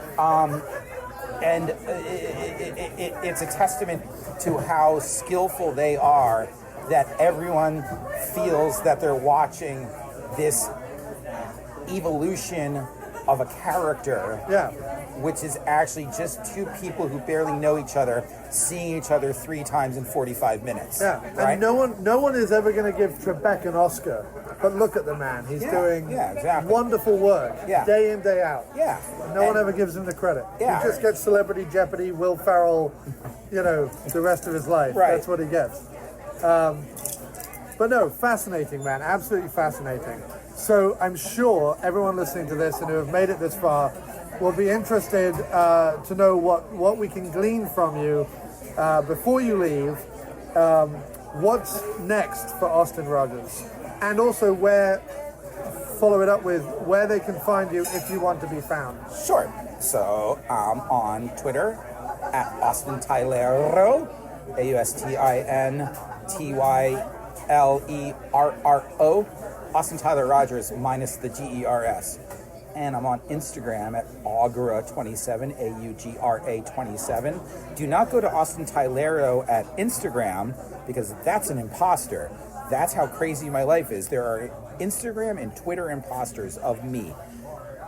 How crazy your life is, and I won't mention a name or anything else, and I don't want to necessarily expand on it. Yeah. But while we're watching Quiz Show, you received a phone call. I received a voicemail on my After Movie Diner telephone number from someone trying to get hold of you. And to that someone, if you happen to be listening, you should know who you are. You can Google where I work. It's literally the first thing that comes up. Yeah, so you have to do way more digging to find my your Google phone number than just Google where I work. Yeah. It's literally the first thing that comes up, like me and bar, and it's where I work. Yeah. So it was insane. It's psychotic. The movie finishes, I check my phone, I have this voicemail. And by the way, we're not making fun of you or anything. We just think it's really crazy. Yeah. But you know where I work. And now you know my Twitter and my Instagram. Does that scare you, though? No, it doesn't. Okay, good. So at the bar, so what am I up to? I still maintain my bartending job at Gaff West on 48th and 9th Avenue. Great bar, stop on in. A true local. I still host trivia on Mondays at the Brazen Head on Atlantic Court in downtown Brooklyn. I still host trivia on Wednesdays at the Wayland on 50th and 10th in Manhattan. Everyone, please come on by. You're more than encouraged to. If you made it this far, well, fuck, you better come. And I am going to maintain my job bartending until one or more of these maybe amazing, maybe ephemeral, maybe halfway between the two opportunities arise. And like I said to Jon right now, if these opportunities don't arise, I'm still pretty damn happy in life, and everything's pretty okay. And then finally, depending on what leaderboard you look at, I'm either 4th or 5th all-time in the history of Jeopardy! So whenever there's a Super Champions tournament, which they do every 5 or 6 years or so, they call it like the Legends or the Century or the Millennium or the All-Stars or the Super Dopes or whatever. Whenever that comes up, I'm going to be on it. So you guys will see me. Maybe you'll see me on your regular TV. Maybe you'll see me on Jeopardy. Maybe you'll hear me in a podcast. So follow me on those venues, and hopefully we'll go on an adventure together. If not, come and have a drink with me and listen to me yell at you for being stupid at trivia nights. Either way, I'm going to have fun. Jon, thank you so much for having me here. Austin, this was an absolute pleasure. Thanks so much for being on the show. It was a really great episode. It's going to edit together really well, and it's going to be a fascinating. We did exactly what I wanted to do. We traced the movie and traced your, interesting career and life over the last 8 months. Completely unscriptedly, and that was wonderful, and it was fantastic. And I do hope you'll come back. And we'll do just a regular movie that doesn't have to do with you. We can just talk about how shit Forrest Gump is for 2 hours. But This has been a real pleasure, man. Thanks so much. Awesome. And thanks so much for coming to the Kellogg's Diner. It's one of my favorites. Now let's get the check. Well, how about that, ladies and worms? That was tremendous. Thanks ever so much, Austin, again, for being on the show. It was a real pleasure to talk to you and a real pleasure to rediscover the 1994 classic quiz show. Do check that out. To play us out on this episode, it is a cut from Miscellaneous Plumbing Fixtures' new album, Former Glory, which is available on Bandcamp at miskplumbingfixtures.bandcamp.com and is also available on Spotify, iTunes, Amazon, Pandora, Deezer, wherever music is found. Google Play, look up Miscellaneous Plumbing Fixtures and the album Former Glory. Give them a listen, give them a buy, do whatever you need to do. All the money gleaned from that will support the After Movie Diner in the future. Anyway, hope you enjoy this track off the album. You don't have to go home, but you can't stay here, so clear off. And until next time,